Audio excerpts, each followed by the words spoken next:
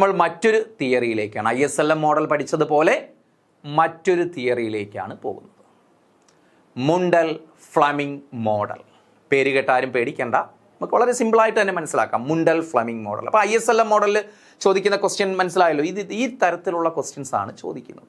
Questions കുറച്ച് ടഫാക്കണമെങ്കിൽ മാത്രമേ അവരെന്താണ് expansionary fiscal policy, contractionary fiscal policy, അല്ലെങ്കിൽ ISന്റെ ഇക്വിലിബ്രിയം എന്താണ്, പ്രോഡക്റ്റ് മാർക്കറ്റിൽ ഇക്വിലിബ്രിയത്തിൽ ആരൊക്കെയാണ് ഈക്വൽ ആയിട്ട് വരുന്നത്, E=S, അതുപോലെ മണി മാർക്കറ്റിൽ ഇക്വിലിബ്രിയത്തിൽ L=M, അങ്ങനെയുള്ള ക്വസ്റ്റ്യൻസ് ആയിരിക്കും മിക്കവാറും. അല്ലെങ്കിൽ ഇത് കൊണ്ടുവന്നത് ആരാണ്, ഇങ്ങനെയുള്ള ക്വസ്റ്റ്യൻസ് ആണ് നോർമലി ചോദിക്കുക. അത്രയും ഡീപ്പായിട്ട് നിങ്ങൾക്ക് ചോദിക്കത്തില്ല കേട്ടോ. പക്ഷേ എങ്കിലും നമ്മൾ എല്ലാ വശവും ആ തിയറിയിൽ നിന്ന് ചോദിക്കാൻ സാധ്യതയുള്ള എല്ലാ ക്വസ്റ്റ്യൻസും കൂടി നമ്മൾ മനസ്സിലാക്കിക്കൊണ്ട് പോയാൽ മാത്രമേ ഏത് സൈഡിൽ നിന്ന് ചോദിച്ചാൽ നമുക്ക് ആൻസർ ചെയ്യാൻ പറ്റൂ, അല്ലേ?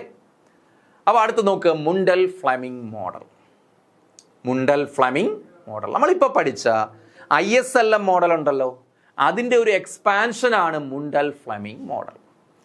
ISLM മോഡൽ എന്ന് പറഞ്ഞേ ഏതൊക്കെ സെക്ടേഴ്സാണ് ISLM മോഡലിലുള്ളത്? പ്രോഡക്റ്റ് മാർക്കറ്റും മണി മാർക്കറ്റും ഉണ്ട്, അല്ലേ? രണ്ട് മാർക്കറ്റ്, പ്രോഡക്റ്റ് മാർക്കറ്റും മണി മാർക്കറ്റും.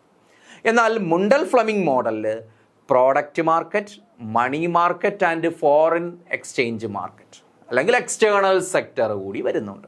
ഈ മൂന്ന് സെക്ടർ കൂടി അദ്ദേഹം ഇൻകോർപ്പറേറ്റ് ചെയ്യുന്നു, മൂന്നിനെയും കൂടി കൂട്ടിച്ചേർക്കുന്നു. ആരൊക്കെയാണ്? മുണ്ടൽ ഫ്ലമിംഗ്. രണ്ട് ഇക്കോണമിസ്റ്റുകളാണ് നമ്മൾ പറയും. അപ്പോൾ ഈ മോഡലിൽ ആദ്യം മനസ്സിലാക്കുക, ഇപ്പോൾ ISLM മോഡലിൻ്റെ ഒരു എക്സ്പാൻഷനാണ് ഏത്? മുണ്ടൽ ഫ്ലമിംഗ് മോഡൽ എന്ന് പറയുന്നത്. അപ്പോൾ ISLM മോഡൽ എന്തായിരുന്നു? ഒരു ക്ലോസ്ഡ് ഇക്കോണമി മോഡലായിരുന്നു. പക്ഷേ ഇതെന്താണ്? ഒരു ഓപ്പൺ ഇക്കോണമി മോഡലാണ്. അപ്പോൾ അവിടെ ഏത് സെക്ടർ വരും? എക്സ്റ്റേണൽ സെക്ടർ കൂടി വരും. ഓർക്കുക, ഏത് കൂടി വരും അവിടെ? എക്സ്റ്റേണൽ സെക്ടർ കൂടി ഏതിൽ വരും? മുണ്ടൽ ഫ്ലമിംഗ് മോഡലിൽ വരും. അപ്പോൾ ഇനി എന്താണ് നമുക്ക് നോക്കാം. Mundell Fleming model developed by James Fleming and Robert Mundell, അല്ലേ? This model was developed by James Fleming, Fleming and Robert Mundell. ഈ രണ്ട് ഇക്കോണമിസ്റ്റുകൾ ചേർന്നാണ് അവരെന്ത് ഡെവലപ്പ് ചെയ്തത്? മുണ്ടൽ ഫ്ലമിംഗ് മോഡൽ ഡെവലപ്പ് ചെയ്തത്. ക്ലിയർ ആണല്ലോ? അപ്പോൾ ഓർക്കുക, ഹിഗ്സും ഹാൻസനുമാണ് ഏത് ഡെവലപ്പ് ചെയ്യുന്നത്? ISLM മോഡൽ ഡെവലപ്പ് ചെയ്ത്. Closed economy ISLM model develop ചെയ്തത് ആരാണ്? ഹിഗ്സ് ആൻഡ് ഹാൻസൺ ആണെങ്കിൽ ഓപ്പൺ ഇക്കോണമിയിലെ ISLM മോഡൽ, അത് അങ്ങനെയും പറയാറുണ്ട് കേട്ടോ, ഓപ്പൺ ഇക്കോണമിയിലെ ISLM മോഡലാണ് ഇത്, ഈ മുണ്ടൽ ഫ്ലമിംഗ് മോഡൽ. അത് ഡെവലപ്പ് ചെയ്തത് ആരാണ്? James Fleming and Robert Mundell. James Fleming and Robert Mundell. ഇനി നോക്ക്, അപ്പോൾ ഇവിടെ കൊടുത്തിരിക്കുന്ന ഗ്രാഫിലേക്കൊന്നും നിങ്ങളിപ്പോൾ നോക്കണ്ട. This model was developed for the purpose of analysing role of monetary and fiscal policy in the context of an open economy. അപ്പോൾ this model was developed, അപ്പോൾ ജെയിംസ് ഫ്ലമിംഗും റോബർട്ട് മുണ്ടലും ദിസ് മോഡൽ ഡെവലപ്പ് ചെയ്തു. എന്തിനു വേണ്ടിയാണ്? For the purpose of analysing. For the purpose of analysing. എന്ത് analyse ചെയ്യാനാണ്? Role of monetary and fiscal policies. ആരുടെ റോൾ അനലൈസ് ചെയ്യാനാണ്? Role of monetary and fiscal policy. Monetary പോളിസിയുടെയും ഫിസ്ക്കൽ പോളിസീസിൻ്റെയും റോൾ അനലൈസ് ചെയ്യാൻ വേണ്ടിയാണ്. ഏതിൻ്റെ പശ്ചാത്തലത്തിൽ? In the context of an open economy. എവിടത്തെ? ഓപ്പൺ ഇക്കോണമിയിൽ മോണിറ്ററി പോളിസിയും ഫിസ്ക്കൽ പോളിസിയും എങ്ങനെയാണ് ഓപ്പറേറ്റ് ചെയ്യുന്നത്? നമ്മൾ ISLM മോഡലിൽ ഏതിൻ്റെ ഇഫക്റ്റ് ആണ് പറഞ്ഞത്? ക്ലോസ്ഡ് ഇക്കോണമിയാണ് പറഞ്ഞത്. അവിടെയും മോണിറ്ററി പോളിസിയുടെയും ഫിസ്ക്കൽ പോളിസിയുടെ ഇഫക്റ്റ് പറഞ്ഞു. പക്ഷേ അത് എവിടെയാണ്? ക്ലോസ്ഡ് ഇക്കോണമിയാണ്. പക്ഷേ ഇവിടെ എന്താണ്? ഏതിൻ്റെ കോണ്ടെക്സ്റ്റിലാണ് പറയുന്നത്? At an open economy. Open ഇക്കോണമിയിൽ എങ്ങനെയാണ് മോണിറ്ററി പോളിസിയും ഫിസ്ക്കൽ പോളിസിയും സ്വാധീനം ചെലുത്തുന്നത്? ഇതാണ് മുണ്ടൽ ഫ്ലമിംഗ് മോഡലിൽ പറയുന്നത്. ക്ലിയർ ആണല്ലോ? This model is called Keynesian open economy model. ഇതിനെ എന്തെന്ന് വിളിക്കാറുണ്ട്? കെയ്നീഷ്യൻ ഓപ്പൺ ഇക്കോണമി മോഡൽ എന്നും വിളിക്കാറുണ്ട്. കാരണം ഇതിൻ്റെയൊക്കെ ബേസ് എന്ന് പറയുന്നത് കെയ്നീഷ്യൻ ഇക്കണോമിക്സിൽ നിന്നാണ് കേട്ടോ. അതിൽ നിന്നാണ് ഇതെല്ലാം ഡെവലപ്പ് ചെയ്തെടുത്തിരിക്കുന്നത്. അപ്പോൾ അതുകൊണ്ട് ഇതിനെന്തെന്ന് വിളിക്കാം? കെയ്നീഷ്യൻ ഓപ്പൺ ഇക്കോണമി മോഡൽ എന്നും വിളിക്കാം. കെയ്ൻസ് നോർമലി ക്ലോസ്ഡ് ഇക്കോണമിയെ കുറിച്ചാണ് കെയ്ൻസ് പറഞ്ഞിട്ടുള്ളത്. എന്നാൽ മുണ്ടലും ഫ്ലമിംഗും പറയുന്നത് ഓപ്പൺ ഇക്കോണമിയെ കുറിച്ചാണ്. അതുകൊണ്ടാണ് ഇതിനെ എന്തെന്ന് വിളിക്കുന്നത്? കെയ്നീഷ്യൻ ഓപ്പൺ ഇക്കോണമി മോഡൽ എന്നും ഏതിനെ അറിയപ്പെടാറുണ്ട്? മുണ്ടൽ ഫ്ലമിംഗ് മോഡലിനെ അറിയപ്പെടാറുണ്ട്. നോക്ക്, ദേ ഇൻകോർപ്പറേറ്റ്. ദേ എന്ന് പറയുന്ന ആരൊക്കെയാണ്? James Fleming and Robert Mundell. Incorporate, അവര് കൂട്ടിയോജിപ്പിക്കുന്നു. എന്തിനെയൊക്കെയാണ് കൂട്ടിയോജിപ്പിക്കുന്നത്? Goods market and the money market and foreign market. ഇപ്പോൾ goods market and money market ആണെങ്കിൽ നമ്മൾ നേരത്തെ പഠിച്ച ലൈക്ക് ISLM മോഡലായി പോകും. പക്ഷേ ഇവിടെ എന്തിനെയൊക്കെയാണ് ഇവർ കൂട്ടിയോജിപ്പിക്കുന്നത്? Incorporate goods market, money market and foreign market. പുതുതായിട്ട് ആര് കൂടി വരുന്നു? ഫോറിൻ മാർക്കറ്റ് കൂടി വരുന്നു, വിദേശ കമ്പോളം. ദാറ്റ് മീൻസ് എക്സ്റ്റേണൽ സെക്ടർ കൂടി ഇവിടെ ഇൻകോർപ്പറേറ്റ് ചെയ്യുന്നുണ്ട്. ഏതിനോടൊപ്പം? With goods market and money market. അല്ലേ, ഗുഡ്സ് മാർക്കറ്റിനോടൊപ്പവും മണി മാർക്കറ്റിനോടൊപ്പവും അവർ ഏതുകൂടി ഇൻകോർപ്പറേറ്റ് ചെയ്യുന്നു? ഫോറിൻ മാർക്കറ്റ് കൂടി ഇൻകോർപ്പറേറ്റ് ചെയ്യുന്നു. ഫോറിൻ മാർക്കറ്റ് കൂടി ഇൻകോർപ്പറേറ്റ് ചെയ്യുന്നുണ്ട്. ക്ലിയർ ആണല്ലോ. ഇനി it is also called ISLM BP model. വളരെ വളരെ പ്രധാനപ്പെട്ടതാണ്. ഇതിന്റെ ബേസ് ചെയ്ത് ക്വസ്റ്റ്യൻസ് ഉണ്ട്. It is also called Mundell Fleming model is also called ISLM BP model. IS എന്താണെന്ന് നമുക്കറിയാം, ഇൻവെസ്റ്റ്മെന്റ് സേവിങ്സ് ഇക്വാളിറ്റി, അല്ലെങ്കിൽ റിയൽ സെക്ടർ ഇക്വിലിബ്രിയമാണ്, അല്ലേ, ഗുഡ്സ് മാർക്കറ്റ് ഇക്വിലിബ്രിയമാണ് IS എന്ന് പറയുന്നത്. എല്ലാം എന്താണ്? മണി മാർക്കറ്റ് ഇക്വിലിബ്രിയമാണ്. നമ്മൾ ആൾറെഡി പഠിച്ചതാണ്. എന്താണ് BP? ബാലൻസ് ഓഫ് പേയ്മെന്റ്, അല്ലെങ്കിൽ balance of payment equilibrium. External sector വരുമ്പോൾ അവിടെ ഏത് വരും? ബാലൻസ് ഓഫ് പേയ്മെന്റ് വരും. അതായത് വിദേശത്തുനിന്ന് ക്യാപിറ്റൽ ഇൻഫ്ലോ ഡൊമസ്റ്റിക് കൺട്രിയിലേക്ക് ഉണ്ടാകും, നമ്മുടെ രാജ്യത്തുണ്ടാകും. അതുപോലെ നമ്മുടെ രാജ്യത്തു നിന്ന് ക്യാപിറ്റൽ ഔട്ട്ഫ്ലോ എങ്ങോട്ടുണ്ടാകും? വിദേശ രാജ്യത്തുണ്ടാകും. അപ്പോൾ ഇവ തമ്മിലുള്ള വ്യത്യാസമാണ് ബാലൻസ് ഓഫ് പേയ്മെന്റ് എന്ന് പറയുന്നത്. മനസ്സിലായില്ലേ? അതായത് നമ്മുടെ രാജ്യത്ത് നിന്ന് ഇപ്പോൾ നമ്മൾ സാധനങ്ങൾ ഇമ്പോർട്ട് ചെയ്യുമ്പോൾ എന്താണ്? നമ്മുടെ രാജ്യത്ത് നിന്ന് ക്യാപിറ്റൽ, അല്ലെങ്കിൽ നമ്മുടെ രാജ്യത്ത് നിന്ന് മണി എങ്ങോട്ട് വിദേശ രാജ്യങ്ങളിലേക്ക് ഔട്ട്ഫ്ലോ ഉണ്ടാകും. അതുപോലെ വിദേശത്ത് നമ്മൾ സാധനങ്ങളല്ലേ ഇമ്പോർട്ട് ചെയ്യുന്നത് പോലെ നമ്മൾ എന്ത് ചെയ്യുന്നു? ഇവിടെ നിന്ന് എക്സ്പോർട്ട് ചെയ്യുന്നു. അപ്പോൾ അതായത് വിദേശികളാണ് വാങ്ങുന്നത്. അപ്പോൾ അവിടെ നിന്ന് ക്യാപിറ്റൽ ഇൻഫ്ലോ എവിടേക്ക് ഉണ്ടാകും? നമ്മുടെ രാജ്യത്തേക്ക് ഉണ്ടാകും. അപ്പോൾ ആ ക്യാപിറ്റൽ ഔട്ട്ഫ്ലോയുടെയും ക്യാപിറ്റൽ ഇൻഫ്ലോയുടെയും വ്യത്യാസമായ ഡിഫറൻസിനെ പറയുന്ന പേരാണ് ബാലൻസ് ഓഫ് പേയ്മെന്റ്. ആ ബാലൻസ് ഓഫ് പേയ്മെന്റ് ഇക്വിലിബ്രിയമാണ് ഏത്? BP കൊണ്ട് ഉദ്ദേശിക്കുന്നത്. അപ്പോൾ ISLM പ്ലസ് BP, അല്ലേ? ISLMനോടൊപ്പം ഏത് കൂടി വന്നു? BP. അതാണ് ISLM BP model. Mundell Fleming is also called ISLM BP model. തൊട്ടുമുകളിൽ നമ്മൾ മറ്റൊരു പേര് കൂടി പഠിച്ചു, കെയ്നീഷ്യൻ ഓപ്പൺ ഇക്കോണമി മോഡൽ. അപ്പോൾ ഇവിടെ ഏത് വരുന്നുണ്ട്? ഓപ്പൺ ഇക്കോണമി വരുന്നുണ്ട്. അത് പ്രത്യേകം ഓർക്കുക. അല്ലെങ്കിൽ എക്സ്റ്റേണൽ സെക്ടർ ആണ് വരുന്നത്, ഓപ്പൺ ഇക്കോണമി. കാര്യം എക്സ്റ്റേണൽ സെക്ടർ വരുമ്പോൾ, അല്ലെങ്കിൽ എക്സ്പോർട്ട് ഇമ്പോർട്ടും വരുമ്പോൾ അതെന്തായി മാറി? ഓപ്പൺ ഇക്കോണമി ആയിട്ട് മാറി. എക്സ്പോർട്ടും ഇമ്പോർട്ടും ഇല്ലെങ്കിൽ അതെന്താണ്? ക്ലോസ്ഡ് ഇക്കോണമി ആയിരിക്കും. ക്ലിയർ ആണല്ലോ. നോക്ക്, ഇനി എന്താണ് പറയുന്നത്? The model reveals effectiveness of fiscal and monetary policy for the attainment of internal and external balance. അപ്പോൾ നോക്ക്, the model reveals effectiveness of fiscal policy and monetary policy. നമ്മൾ ആൾറെഡി പറഞ്ഞു എന്തിന്റെ ഇഫക്റ്റീവ്നെസ് ആണ് ഇത് പരിശോധിക്കുന്നത്? മോണിറ്ററി പോളിസിയുടെയും ഫിസിക്കൽ പോളിസിയുടെയും ഇഫക്റ്റീവ്നെസ് ആണ്. എന്തിനു വേണ്ടി? For the attainment at internal and external balance. അതായത് ഇന്റേണൽ ബാലൻസിനും എക്സ്റ്റേണൽ ബാലൻസിനും വേണ്ടി, അല്ലെങ്കിൽ ഇന്റേണൽ ബാലൻസ് രാജ്യത്തിനകത്തുള്ള ഇക്വിലിബ്രിയവും, അതുപോലെ എക്സ്റ്റേണൽ ബാലൻസ് വിദേശ രാജ്യങ്ങളുമായിട്ടുള്ള നമ്മുടെ ഒരു ഇടപാടുണ്ടല്ലോ, അവിടുത്തെ ഇക്വിലിബ്രിയം, അതിനെ പറയുന്ന പേരാണ് എക്സ്റ്റേണൽ ബാലൻസ് എന്ന് പറയും. ആ ഇന്റേണൽ ബാലൻസും, ഒരു രാജ്യത്തിന് ഇന്റേണൽ ബാലൻസ് മാത്രം പോരാ, ഇന്റേണൽ ബാലൻസിനെ കുറിച്ച് മാത്രമാണ് ISLM മോഡൽ പഠിച്ചതെങ്കിൽ ഇവിടെ ഇന്റേണൽ ബാലൻസിനോടൊപ്പം നമുക്ക് എന്തുകൂടി വേണമെന്ന് പറയുന്നു? എക്സ്റ്റേണൽ ബാലൻസ് കൂടി വേണം. ആ ഇന്റേണൽ ബാലൻസും എക്സ്റ്റേണൽ ബാലൻസും അറ്റൈൻ ചെയ്യാൻ വേണ്ടി, അല്ലെങ്കിൽ അറ്റൈൻ ചെയ്യുന്നതിൽ ഫിസിക്കൽ പോളിസിയുടെയും മോണിറ്ററി പോളിസിയുടെയും ഇൻഫ്ലുവൻസ് എന്താണ്, അല്ലെങ്കിൽ അവിടെ ഈ ഫിസിക്കൽ പോളിസിയും മോണിറ്ററി പോളിസിയുടെയും ഇഫക്റ്റീവ്നെസ് എന്താണെന്നാണ് ഈ തിയറി വ്യക്തമാക്കുന്നത്, മുണ്ടൽ ഫ്ലെമിംഗ് മോഡൽ വ്യക്തമാക്കുന്നത്. അപ്പോൾ ഇവിടെ എന്ത് അറ്റൈൻ ചെയ്യാനാണ് ഇവിടുത്തെ ശ്രമം? Mundell Fleming model internal and external balance. Internal and external balance. Internal ബാലൻസിനോടൊപ്പം എന്തുകൂടി വേണം? എക്സ്റ്റേണൽ ബാലൻസ് കൂടി വേണം എന്നാണ് മുണ്ടൽ ഫ്ലെമിംഗ് മോഡൽ വ്യക്തമാക്കുന്നത്, അല്ലെങ്കിൽ വാദിക്കുന്നത്. In other words, the model shows that how a country can use fiscal and monetary policies. മറ്റു തരത്തിൽ പറഞ്ഞാൽ എന്താണ്? The model shows that how a country can use fiscal and monetary policies. എങ്ങനെയാണ് ഒരു രാജ്യത്തിന് മോണിറ്ററി പോളിസിയും ഫിസിക്കൽ പോളിസിയും ഉപയോഗിക്കാൻ കഴിയുക? എന്തിനാണ്? To achieve both internal and external balance. എന്ത് നേടിയെടുക്കാൻ? ഇന്റേണൽ ബാലൻസും എക്സ്റ്റേണൽ ബാലൻസും നേടിയെടുക്കാൻ ഒരു രാജ്യത്തിന് എങ്ങനെയാണ് അവരുടെ മോണിറ്ററി പോളിസിയും ഫിസിക്കൽ പോളിസിയും ഉപയോഗിക്കാൻ കഴിയുക? Without change in exchange rate. ഏതിൽ മാറ്റം വരാതെ? എക്സ്ചേഞ്ച് റേറ്റിൽ മാറ്റം വരാതെ. ഒരു രാജ്യത്ത് എക്സ്ചേഞ്ച് റേറ്റിൽ മാറ്റം വരാതെ ഒരു രാജ്യത്തിന് എങ്ങനെയാണ് മോണിറ്ററി പോളിസിയും ഫിസിക്കൽ പോളിസിയും ഉപയോഗിച്ചുകൊണ്ട് ഇന്റേണൽ ബാലൻസും എക്സ്റ്റേണൽ ബാലൻസും നേടിയെടുക്കാൻ കഴിയുക എന്നതാണ് മുണ്ടൽ ഫ്ലെമിംഗ് മോഡൽ. ഇപ്പം ഇത് രണ്ടും ഒരേ മീനിങ് തന്നെയാണ് ഉദ്ദേശിക്കുന്നത്, രണ്ട് രീതിയിൽ പറഞ്ഞിരിക്കുന്നു. അല്ലാതെ പുതിയ കാര്യമൊന്നുമല്ല രണ്ടാമത്തെ പാർട്ടിൽ പറഞ്ഞിരിക്കുന്നത്. രണ്ടും ഒരേ വസ്തുത തന്നെയാണ് പറഞ്ഞിരിക്കുന്നത്. ഇവിടെ ഒരു കാര്യം കൂടി പറഞ്ഞിരിക്കുന്നു, without change in exchange rate. എന്താണ് എക്സ്ചേഞ്ച് റേറ്റ് എന്ന് പറഞ്ഞാൽ? വിനിമയ നിരക്ക് എന്ന് പറയും, അല്ലേ? രണ്ട് രാജ്യങ്ങളുടെ കറൻസികൾ തമ്മിലുള്ള കൈമാറ്റം. ഇപ്പോൾ രൂപ നമ്മൾ ഡോളറിലോട്ട് മാറ്റുന്നു, ഡോളർ രൂപയിലേക്ക് മാറ്റുന്നു. അപ്പോൾ ഒരു ഡോളർ വാങ്ങാൻ നമ്മൾ എത്ര രൂപ കൊടുക്കണം, അല്ലെങ്കിൽ നമ്മുടെ രൂപ വാങ്ങാൻ എത്ര ഡോളർ കൈമാറ്റം ചെയ്യണം, അതിനെയാണ് എക്സ്ചേഞ്ച് റേറ്റ്, വിനിമയ നിരക്ക് എന്ന് പറയുന്നത്. അപ്പോൾ വിത്തൗട്ട് ചേഞ്ച് ഇൻ എക്സ്ചേഞ്ച് റേറ്റിൽ മാറ്റമില്ലാതെ ഇരിക്കുന്ന സമയത്ത് അല്ലെങ്കിൽ മാറ്റമില്ലാതെ ഇരിക്കുമ്പോൾ ഇന്റേണൽ ബാലൻസും എക്സ്റ്റേണൽ ബാലൻസും നേടിയെടുക്കുന്നതിൽ അവിടെ ആ രാജ്യത്തെ ഗവൺമെന്റ് എങ്ങനെയാണ് അവരുടെ മോണിറ്ററി പോളിസിയും ഫിസ്ക്കൽ പോളിസിയും ഉപയോഗിക്കുന്നത് എന്നതാണ് മുണ്ടൽ ഫ്ലെമിംഗ് മോഡൽ പ്രതിപാദിക്കുന്നത്. ക്ലിയർ ആണല്ലോ? ഇനി the objective of monetary policy is external balance. വളരെ വളരെ പ്രധാനപ്പെട്ട ഒരു പോയിന്റ് ആണ്. ദ ഒബ്ജക്റ്റീവ് ഓഫ് മോണിറ്ററി പോളിസിയുടെ ഒബ്ജക്റ്റീവ് എന്താണ്? എക്സ്റ്റേണൽ ബാലൻസ് ആണ്.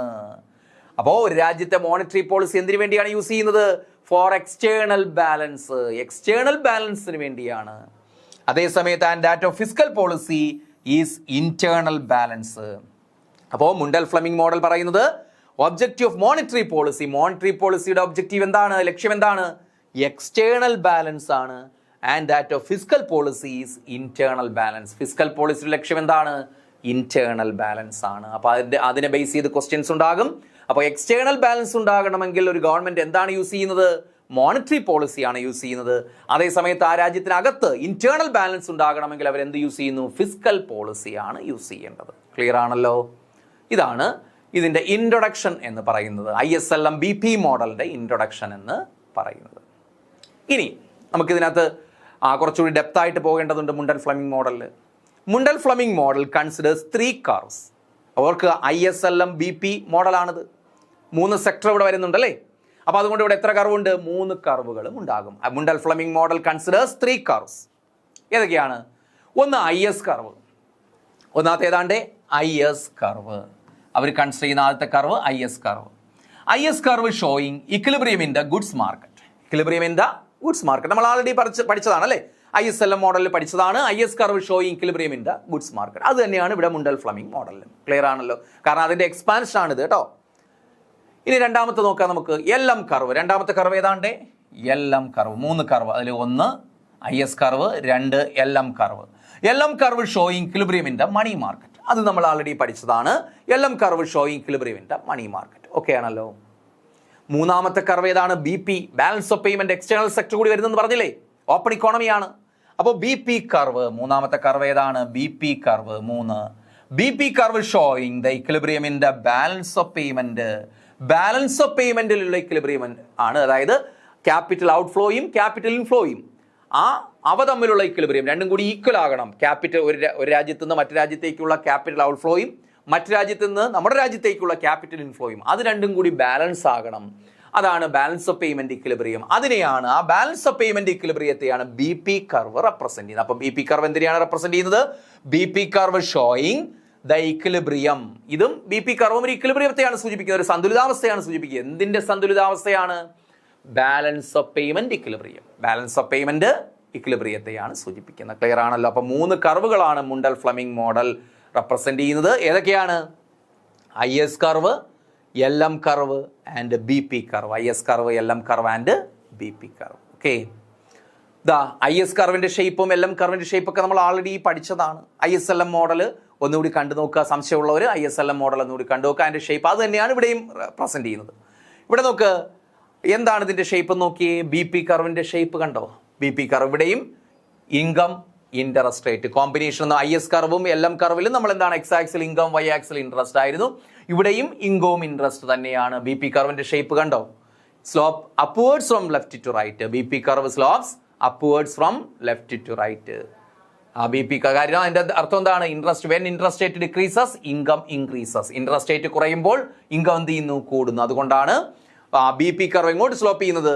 Slopes upwards from left to right. ഇടത്തുനിന്ന് വലത്തേക്ക് മുകളിലോട്ട് സ്ലോപ്പ് ചെയ്യുന്നത്. ക്ലിയർ ആണല്ലോ? അപ്പോൾ ഒരു രാജ്യത്ത് എങ്ങനെയാണ് ബാലൻസ് ഓഫ് പേയ്മെന്റ് ഇക്വിലിബ്രിയം ഉണ്ടാകുന്നത്? നമ്മൾ ഗുഡ്സ് മാർക്കറ്റ് ഇക്വിലിബ്രിയം പഠിച്ചിട്ടുണ്ട്. ഗുഡ്സ് മാർക്കറ്റ് ഇക്വിലിബ്രിയം ഉണ്ടാകുന്നത് I = S. Money market equilibrium എന്താണ്? L = M. Money demand = money supply. ഇതൊക്കെ നമ്മൾ ISLM മോഡൽ ഡിസ്കസ് ചെയ്തതാണ്. അവിടെ നമ്മൾ പഠിക്കാത്തൊരു കാര്യം മുണ്ടൽ ഫ്ലെമിംഗ് മോഡലുള്ളത് ബാലൻസ് ഓഫ് പേയ്മെന്റ് ഇക്വിലിബ്രിയം. എന്താണ് ഈ ബാലൻസ് ഓഫ് പേയ്മെന്റ് ഇക്വിലിബ്രിയം? നോക്കിയേ. Balance of payment equilibrium occurs when country's total financial inflows equal its total financial outflows. അപ്പോൾ എന്താണ്ടേ? Balance of payment equilibrium occurs. എങ്ങനെയാണ് ബാലൻസ് ഓഫ് പേയ്മെന്റ് ഇക്വിലിബ്രിയം ഉണ്ടാകുന്നത്? when country's total financial inflows, ഒരു രാജ്യത്തെ മൊത്തം financial inflows, വിദേശ രാജ്യങ്ങളിൽ ഒരു രാജ്യത്തേക്ക് വരുന്ന നമ്മുടെ രാജ്യത്തേക്ക് വരുന്ന ഫിനാൻഷ്യൽ ഇൻഫ്ലോ ഉണ്ട്, ക്യാപിറ്റൽ ഇൻഫ്ലോ ഉണ്ട്. ആ ക്യാപിറ്റൽ ഇൻഫ്ലോ ഈക്വൽ എന്തിന് തുല്യമാകുന്നു? It's total financial outflows. നമ്മൾ സാധനങ്ങൾ ഇമ്പോർട്ട് ചെയ്യുമ്പോൾ നമ്മുടെ രാജ്യത്ത് നിന്ന് ഫിനാൻഷ്യൽ ഔട്ട്ഫ്ലോ ഉണ്ടാകും അല്ലേ മറ്റു രാജ്യത്തേക്ക്. ആ ഫിനാൻഷ്യൽ ഔട്ട്ഫ്ലോയും ഫിനാൻഷ്യൽ ഇൻഫ്ലോയും കൂടി ഈക്വൽ ആയിട്ട് വരുന്ന സിറ്റുവേഷനെ പറയുന്ന പേരാണ് ബാലൻസ് ഓഫ് പേയ്മെന്റ് ഇക്വിലിബ്രിയം. അപ്പൊ എന്താണ് balance of payment equilibrium? Balance of payment equilibrium occurs when countries total financial inflows equal its total financial outflow. ഇതാണ് ബാലൻസ് ഓഫ് പേയ്മെന്റ് ഇക്വിലിബ്രിയം എന്ന് പറയുന്നത്. ക്ലിയർ ആണല്ലോ? നെക്സ്റ്റ് നമ്മൾ നോക്കുന്നത് BP കർവ്. നമ്മൾ already പറഞ്ഞതാണ്. Balance of payment curve shows combination of interest and national income. BP curve എന്താണ് show ചെയ്യുന്നത്? ഇൻട്രസ്റ്റിന്റെയും നാഷണൽ ഇൻകത്തിന്റെയും കോമ്പിനേഷൻ പോയിന്റ് ആണ്. ഇൻട്രസ്റ്റ് റേറ്റിന്റെയും ഇൻകത്തിന്റെയും കോമ്പിനേഷൻ പോയിന്റ് ആണ് സൂചിപ്പിക്കുന്നത്. At which countries balance of payment is in equilibrium. ഇതിനകത്ത് ഓരോ പോയിന്റുകളിലും അല്ലേ, ഇതിനകത്ത് ഓരോ പോയിന്റും ഇൻട്രസ്റ്റിന്റെയും ഇൻകത്തിന്റെയും കോമ്പിനേഷൻ പോയിന്റ് ആണ്. എന്നാൽ എന്ത് പോയിന്റ് കൂടിയാണ്? ഓരോ പോയിന്റിലും ബാലൻസ് ഓഫ് പേയ്മെന്റ് എന്താണ്? ഇക്വിലിബ്രിയത്തിലായിരിക്കും. എന്ന് വെച്ചാൽ ക്യാപിറ്റൽ ഇൻഫ്ലോയും ക്യാപിറ്റൽ ഔട്ട്ഫ്ലോയും എന്തായിരിക്കും? ഈക്വൽ ആയിരിക്കും. ഓരോ പോയിന്റിലും ക്യാപിറ്റൽ ഇൻഫ്ലോയും ക്യാപിറ്റൽ ഔട്ട്ഫ്ലോയും ഈക്വൽ ആയിരിക്കും. ആ ഇക്വാളിറ്റി സൂചിപ്പിക്കുന്ന അല്ലെങ്കിൽ ഇക്വാളിറ്റി പ്രൊവൈഡ് ചെയ്യുന്ന ഇൻട്രസ്റ്റ് റേറ്റിന്റെയും ഇൻകത്തിന്റെയും കോമ്പിനേഷൻ ആണ് BP കർവ് എന്ന് പറയുന്നത്.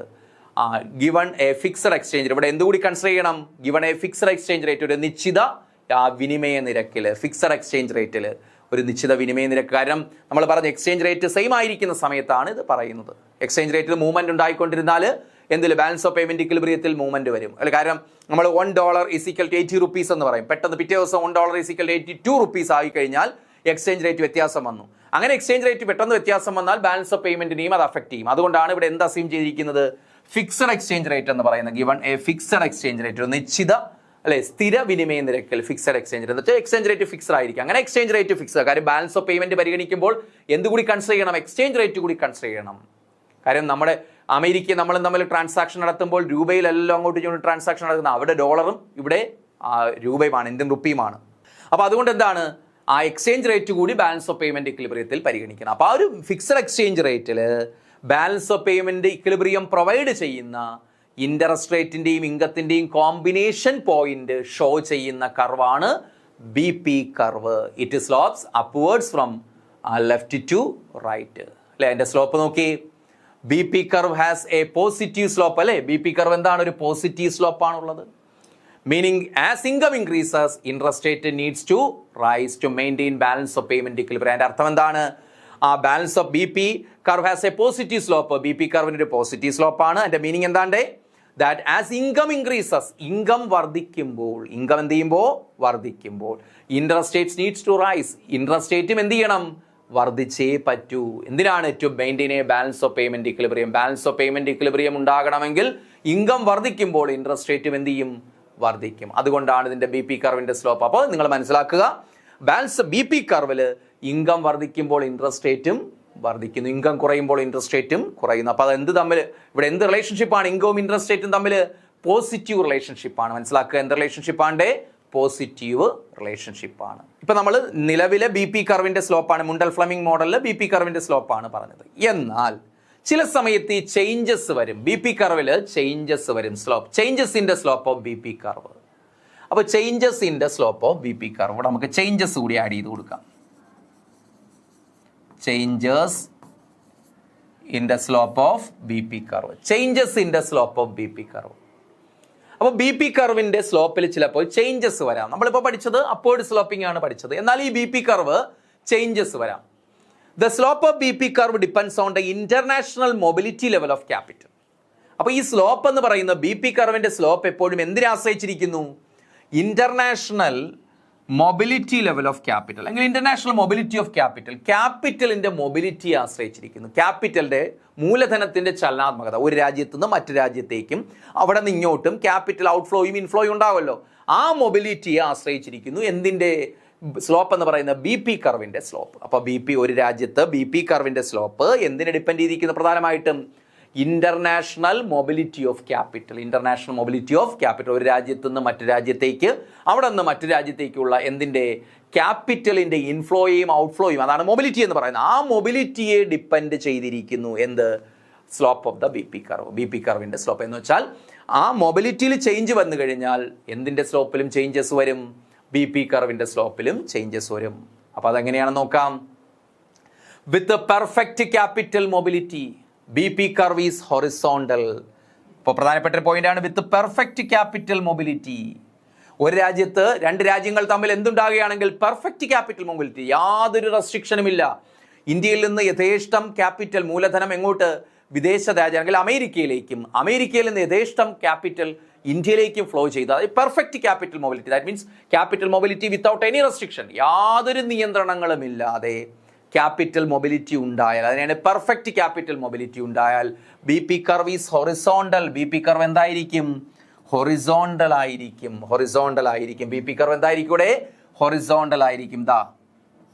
ഇതാ ഇങ്ങനെയായിരിക്കും ബി പി കർവ് വരിക. കണ്ടോ? B P curve parallel to X axis ആയിരിക്കും. ബി പി കർവ് എന്തായിരിക്കും? പാരലൽ ടു എക്സ് ആക്സിസ് ആയിരിക്കും. നമ്മൾ പഠിച്ചത് നോർമൽ കേസിൽ എന്താണ്? B P curve slope upwards എന്നാണ് പഠിച്ചത്. പക്ഷേ ബി പി കർവിനെ അഫക്ട് ചെയ്യുന്ന ഏതിലുള്ള changes? International mobility of capital, ക്യാപിറ്റലിൽ ഉണ്ടാകുന്ന മൊബിലിറ്റി ബി പി കർവിനെ അഫക്ട് ചെയ്യുന്നുണ്ടെന്ന് പഠിച്ചു. അപ്പോൾ ഇവിടെ പെർഫെക്റ്റ് ക്യാപിറ്റൽ മൊബിലിറ്റി ഉള്ള രണ്ട് രാജ്യങ്ങളാണെങ്കിൽ അവരുടെ ബി പി കർവ് എന്തായിരിക്കും? പാരലൽ ടു എക്സ് ആക്സിസ് ആയിരിക്കും, ഹൊറിസോണ്ടൽ ആയിരിക്കും. ഓക്കെ ആണല്ലോ. ഇനി with no capital mobility, capital mobility വളരെ വളരെ കുറവാണ്. വിത്ത് നോ ക്യാപിറ്റൽ മൊബിലിറ്റി, അത് ഫിക്സഡ് ആയിട്ടുള്ള ക്യാപിറ്റൽ മൊബിലിറ്റി ആണെന്ന് വെച്ചാൽ വ്യത്യാസമില്ല, വലിയ വ്യത്യാസമില്ലാത്ത ക്യാപിറ്റൽ മൊബിലിറ്റി ആണെങ്കിൽ B P curve is vertical. B P curve എന്തായിരിക്കും? ഇവിടെ വെർട്ടിക്കൽ ആയിരിക്കും. ബി പി കർവ് വെർട്ടിക്കൽ, അല്ലേ? വെർട്ടിക്കൽ ടു എക്സ് ആക്സിസ് ആയിരിക്കും. വെർട്ടിക്കൽ ടു എക്സ് ആക്സിസ് ആയിരിക്കും, അല്ലെങ്കിൽ പാരലൽ ടു വൈ ആക്സിസ് ആയിരിക്കും. വെർട്ടിക്കൽ ആയിരിക്കും. ബി പി കർവ് വെർട്ടിക്കൽ ആയിരിക്കും. അപ്പോൾ വിത്ത് നോ ക്യാപിറ്റൽ മൊബിലിറ്റി, അപ്പോൾ പെർഫെക്റ്റ് ക്യാപിറ്റൽ മൊബിലിറ്റി ആണെങ്കിൽ B P curve horizontal straight line parallel to X axis ആയിരിക്കും. എന്നാൽ no capital mobility, capital mobility ഇല്ല എങ്കിൽ B P curve is vertical. B P curve എന്തായിരിക്കും? Vertical ആയിരിക്കും. Vertical to X axis ആയിരിക്കും. Okay. ഇനി അടുത്ത് നോക്ക്. With imperfect capital mobility, imperfect capital mobility ആണെങ്കിൽ, ഇംപെർഫെക്റ്റ് ക്യാപിറ്റൽ മൊബിലിറ്റി എന്ന് വെച്ചാൽ എന്താ? ക്യാപിറ്റൽ മൊബിലിറ്റി റെസ്ട്രിക്ഷൻസ് ഉണ്ട്. ഇംപെർഫെക്റ്റ് ആണ്, പെർഫെക്റ്റ് ആയിട്ടുള്ള ക്യാപിറ്റൽ മൊബിലിറ്റി അല്ല. റെസ്ട്രിക്ഷനോട് കൂടിയ ക്യാപിറ്റൽ മൊബിലിറ്റി എന്ന് വെച്ചാൽ വലിയ തോതിലുള്ള ക്യാപിറ്റൽ മൊബിലിറ്റി ഇല്ല, ഇംപെർഫെക്റ്റ് ആണ്, അവിടെ റെസ്ട്രിക്ഷൻസ് ഉണ്ട്. അങ്ങനെയാണെങ്കിൽ B P curve is positively sloped. B P curve നമ്മൾ വരച്ചതുപോലെ എന്തായിരിക്കും? പോസിറ്റീവ്ലി സ്ലോപ്പ്ഡ് ആയിരിക്കും, അല്ലേ? Positively sloped. അപ്പോൾ ഇംപെർഫെക്റ്റ് ക്യാപിറ്റൽ മൊബിലിറ്റി ഉണ്ട് എങ്കിൽ അവിടെ ബി പി കർവിൻ്റെ ഷേപ്പ് എന്ന് പറയുന്നത് എന്തായിരിക്കും? ഇങ്ങനെയായിരിക്കും. B P curve positively sloped ആയിരിക്കും. അപ്പോൾ ഈ മൂന്ന് സിറ്റുവേഷൻ ഒന്ന് മനസ്സിലാക്കി വെക്കുക. അപ്പോൾ പെർഫെക്റ്റ് ക്യാപിറ്റൽ മൊബിലിറ്റി ആണെങ്കിൽ, രണ്ട് രാജ്യങ്ങൾ തമ്മിൽ പെർഫെക്റ്റ് ക്യാപിറ്റൽ മൊബിലിറ്റി ആണെങ്കിൽ ബി പി കർവ് എന്ന് പറയുന്നത് പാരലൽ ടു എക്സ് ആക്സിസ് ആയിരിക്കും. അതേ സമയത്ത് നോ ക്യാപിറ്റൽ മൊബിലിറ്റി, അല്ലേ? രണ്ട് രാജ്യങ്ങൾ തമ്മിൽ ക്യാപിറ്റൽ മൊബിലിറ്റി ഇല്ല എങ്കിൽ, വലിയ ചലനാത്മകതയില്ല, അങ്ങനെയാണെങ്കിൽ B P curve parallel to Y axis ആയിരിക്കും, അല്ലെങ്കിൽ വെർട്ടിക്കൽ ടു എക്സ് ആക്സിസ് ആയിരിക്കും. ഇനി ഇംപെർഫെക്റ്റ് ക്യാപിറ്റൽ മൊബിലിറ്റിയിൽ റെസ്ട്രിക്ഷൻസ് ഉണ്ട് എങ്കിൽ ബി പി കർവ് എന്തായിരിക്കും? പോസിറ്റീവ്ലി സ്ലോപ്പ്ഡ് ആയിരിക്കും. ബി പി കർവ് എന്തായിരിക്കും? ഇവിടെ പോസിറ്റീവ്ലി സ്ലോപ്പ്ഡ് ആയിരിക്കും. ഓക്കെ ആണല്ലോ. ഇതാണ് ബി പി കർവിൻ്റെ സ്ലോപ്പിനെ കുറിച്ച് നമുക്ക് പറയാനുള്ളൂ. ഇനി നമ്മൾ പറയുന്നു ISLM മോഡൽ ഇക്വിലിബ്രിയം പഠിച്ചതുപോലെ ഇവിടെ എന്താണ്? Equilibrium in the Mundell Fleming model. Mundell Fleming മോഡലിലെ ഇക്വിലിബ്രിയത്തിലേക്ക് വരികയാണ്. Equilibrium in the Mundell Fleming model. Graph ശ്രദ്ധിച്ചേ. ISLM മോഡലിൽ IS കർവും LM കർവും മാത്രമേ ഉണ്ടായിരുന്നുള്ളൂ. ഇവിടെ ഏതുണ്ട്? ബി പി കർവ് കൂടിയുണ്ട്. അപ്പോൾ ആർക്കെങ്കിലും ഒരു സംശയം വരും. ബി പി കർവ് നമ്മൾ പഠിച്ചു, പോസിറ്റീവ് സ്ലോപ്പ്ഡ് പഠിച്ചു, വെർട്ടിക്കൽ പഠിച്ചു, പാരലൽ ടു എക്സ് ആക്സിസ്. അപ്പോൾ ഇവിടെ നമ്മൾ പാരലൽ ടു എക്സ് ആക്സിസ് ആണ് ഈ ബി പി കർവ് വരച്ചത്, ഹൊറിസോണ്ടൽ ആയിട്ടാണ് വരച്ചിരിക്കുന്നത്. അതിൻ്റെ അർത്ഥം പെർഫെക്റ്റ് ക്യാപിറ്റൽ മൊബിലിറ്റി ഉള്ള സിറ്റുവേഷൻ ആണ്. കാരണം പെർഫെക്റ്റ് ക്യാപിറ്റൽ മൊബിലിറ്റി ഉള്ളപ്പോഴല്ലേ B P curve parallel to X axis ആകുന്നത്. അത് നമ്മുടെ മനസ്സിൽ വേണം. ആ ഒരു സിറ്റുവേഷൻ വെച്ചിട്ടാണ് ഇവിടെ വരച്ചിരിക്കുന്നത്. അതുകൊണ്ടാണ് പാരലൽ ടു എക്സ് ആക്സിസ് വരച്ചിരിക്കുന്നത്. ഓക്കെ. അപ്പോൾ ആ ഇക്വിലിബ്രിയം നോക്ക്. നമ്മൾ ISLM മോഡലിൽ IS കർവും LM കർവും കൂടി ഇന്റർസെക്റ്റ് ചെയ്യുന്ന പോയിന്റ് ആണ് ഏത്? ഇക്വിലിബ്രിയം പോയിന്റ് ISLM മോഡലിൽ. എന്നാൽ ഇവിടെ ISLM ബി പി മോഡലാണ്, മുണ്ടൽ ഫ്ലമിംഗ് മോഡൽ. ആ മുണ്ടൽ ഫ്ലമിംഗ് മോഡലിൽ ഏത് കൂടി വരണം? ബി പി കർവ് കൂടി വരണം. അപ്പോൾ ആ ബി പി കർവും IS കർവും LM കർവും കൂടി ഇന്റർസെക്റ്റ് ചെയ്യുന്ന പോയിന്റ് കണ്ടല്ലോ, ആ പോയിന്റ് ആണ് മുണ്ടൽ ഫ്ലമിംഗ് മോഡലിലെ ഇക്വിലിബ്രിയം പോയിന്റ്. അവിടുത്തെ ഇൻകമാണ് Y star, rate of interest R ആണ്. Rate of interest R, equilibrium rate of interest R-ഉം ഇക്വിലിബ്രിയം നാഷണൽ ഇൻകം എന്ന് പറയുന്നത് Y സ്റ്റാറും. സ്റ്റാർ ജസ്റ്റ് ഒന്ന് കൊടുത്തന്നേ ഉള്ളൂ കേട്ടോ, Y എന്ന് കൊടുത്താലും മതി. Okay. The equilibrium in the model is given by the intersection of all three curves IS, LM, BP. നമ്മളിപ്പോൾ പറഞ്ഞത് yes തന്നെയാണ് അല്ലേ? Equilibrium position എന്താണ്? The equilibrium in the model is given by the intersection point of all three curves. ഈ മൂന്ന് കർവുകളുടെ intersection പോയിന്റിലാണ് equilibrium determine ചെയ്യപ്പെടുന്നത്. ഇക്കോണമി സന്തുലിതാവസ്ഥയിലാകുന്നത്. ഏതൊക്കെ കർവ്സ് ആണ്? IS, LM, BP. ഗ്രാഫിലും ഉണ്ടല്ലോ IS-ഉം LM-ഉം BP ഉണ്ടല്ലോ. Okay. Equilibrium in the model അല്ലെങ്കിൽ equilibrium in this model with perfect capital mobility. അതുകൂടി നമ്മൾ ആൾറെഡി പറഞ്ഞതാണ്. ഇവിടുത്തെ ഇക്വിലിബ്രിയം റെപ്രസെന്റ് ചെയ്യുന്ന ഏതിലാണ്? പെർഫെക്റ്റ് ക്യാപിറ്റൽ മൊബിലിറ്റിയിലാണ്. That is why BP curve is a horizontal line parallel to X axis. അതുകൊണ്ടാണ് BP curve എന്തായിട്ട് വരുന്നത്?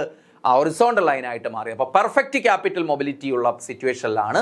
അപ്പോൾ മുണ്ടൽ ഫ്ലെമിംഗ് മോഡൽ കൂടുതൽ എന്തിനെ കുറിച്ചാണ്? Perfect capital mobility. അപ്പോൾ നോട്ട് ചെയ്യേണ്ട ഒരു പോയിന്റ് ആണിത്. ഈ മോഡലിൽ അവർ പ്രതിപാദിക്കുന്നത് എന്താണ്? പെർഫെക്റ്റ് ക്യാപിറ്റൽ മൊബിലിറ്റി ആണ്. അപ്പോൾ ഇവര് ISLM BP മോഡലിൽ ഇക്വിലിബ്രിയം എന്ന് പറയുന്നത് ഏത് സിറ്റുവേഷനിലായിരിക്കും? പെർഫെക്റ്റ് ക്യാപിറ്റൽ മൊബിലിറ്റിയിലാണ്. Perfect capital. അപ്പോൾ ISLM BP മോഡലിൽ അല്ലെങ്കിൽ മുണ്ടൽ ഫ്ലെമിംഗ് മോഡൽ അവർ കൺസിഡർ ചെയ്യുന്ന ഏതാണ്? പെർഫെക്റ്റ് ക്യാപിറ്റൽ മൊബിലിറ്റി ഉള്ള സിറ്റുവേഷൻ ആണ്. ഓക്കെ, അത് നോട്ട് ചെയ്ത് വെക്കേണ്ട പോയിന്റ് ആണ്. അതിനെ ബേസ് ചെയ്ത് ക്വസ്റ്റ്യൻസ് വരും. നമ്മൾ ഇനി MCQ ഒക്കെ വർക്ക് ചെയ്യുമ്പോൾ ഇതിനെ ബേസ് ചെയ്ത് ക്വസ്റ്റ്യൻസ് ഉണ്ട്. ഓർക്കുക, പെർഫെക്റ്റ് ക്യാപിറ്റൽ മൊബിലിറ്റി ആണ് ഇത് റെപ്രസെന്റ് ചെയ്യുന്നത്. ഇനി the points below the BP curve. നോക്ക്, BP കർവ് ഉണ്ടല്ലോ. ആ BP കർവിന് താഴെയുള്ള പോയിന്റ് എന്ന് പറയുന്നത് the points below the BP curve mean balance of payment deficit. എന്താണ് സൂചിപ്പിക്കുന്നത്? ബാലൻസ് ഓഫ് പേയ്മെന്റ് ഡെഫിസിറ്റിനെയാണ് സൂചിപ്പിക്കുന്നത്.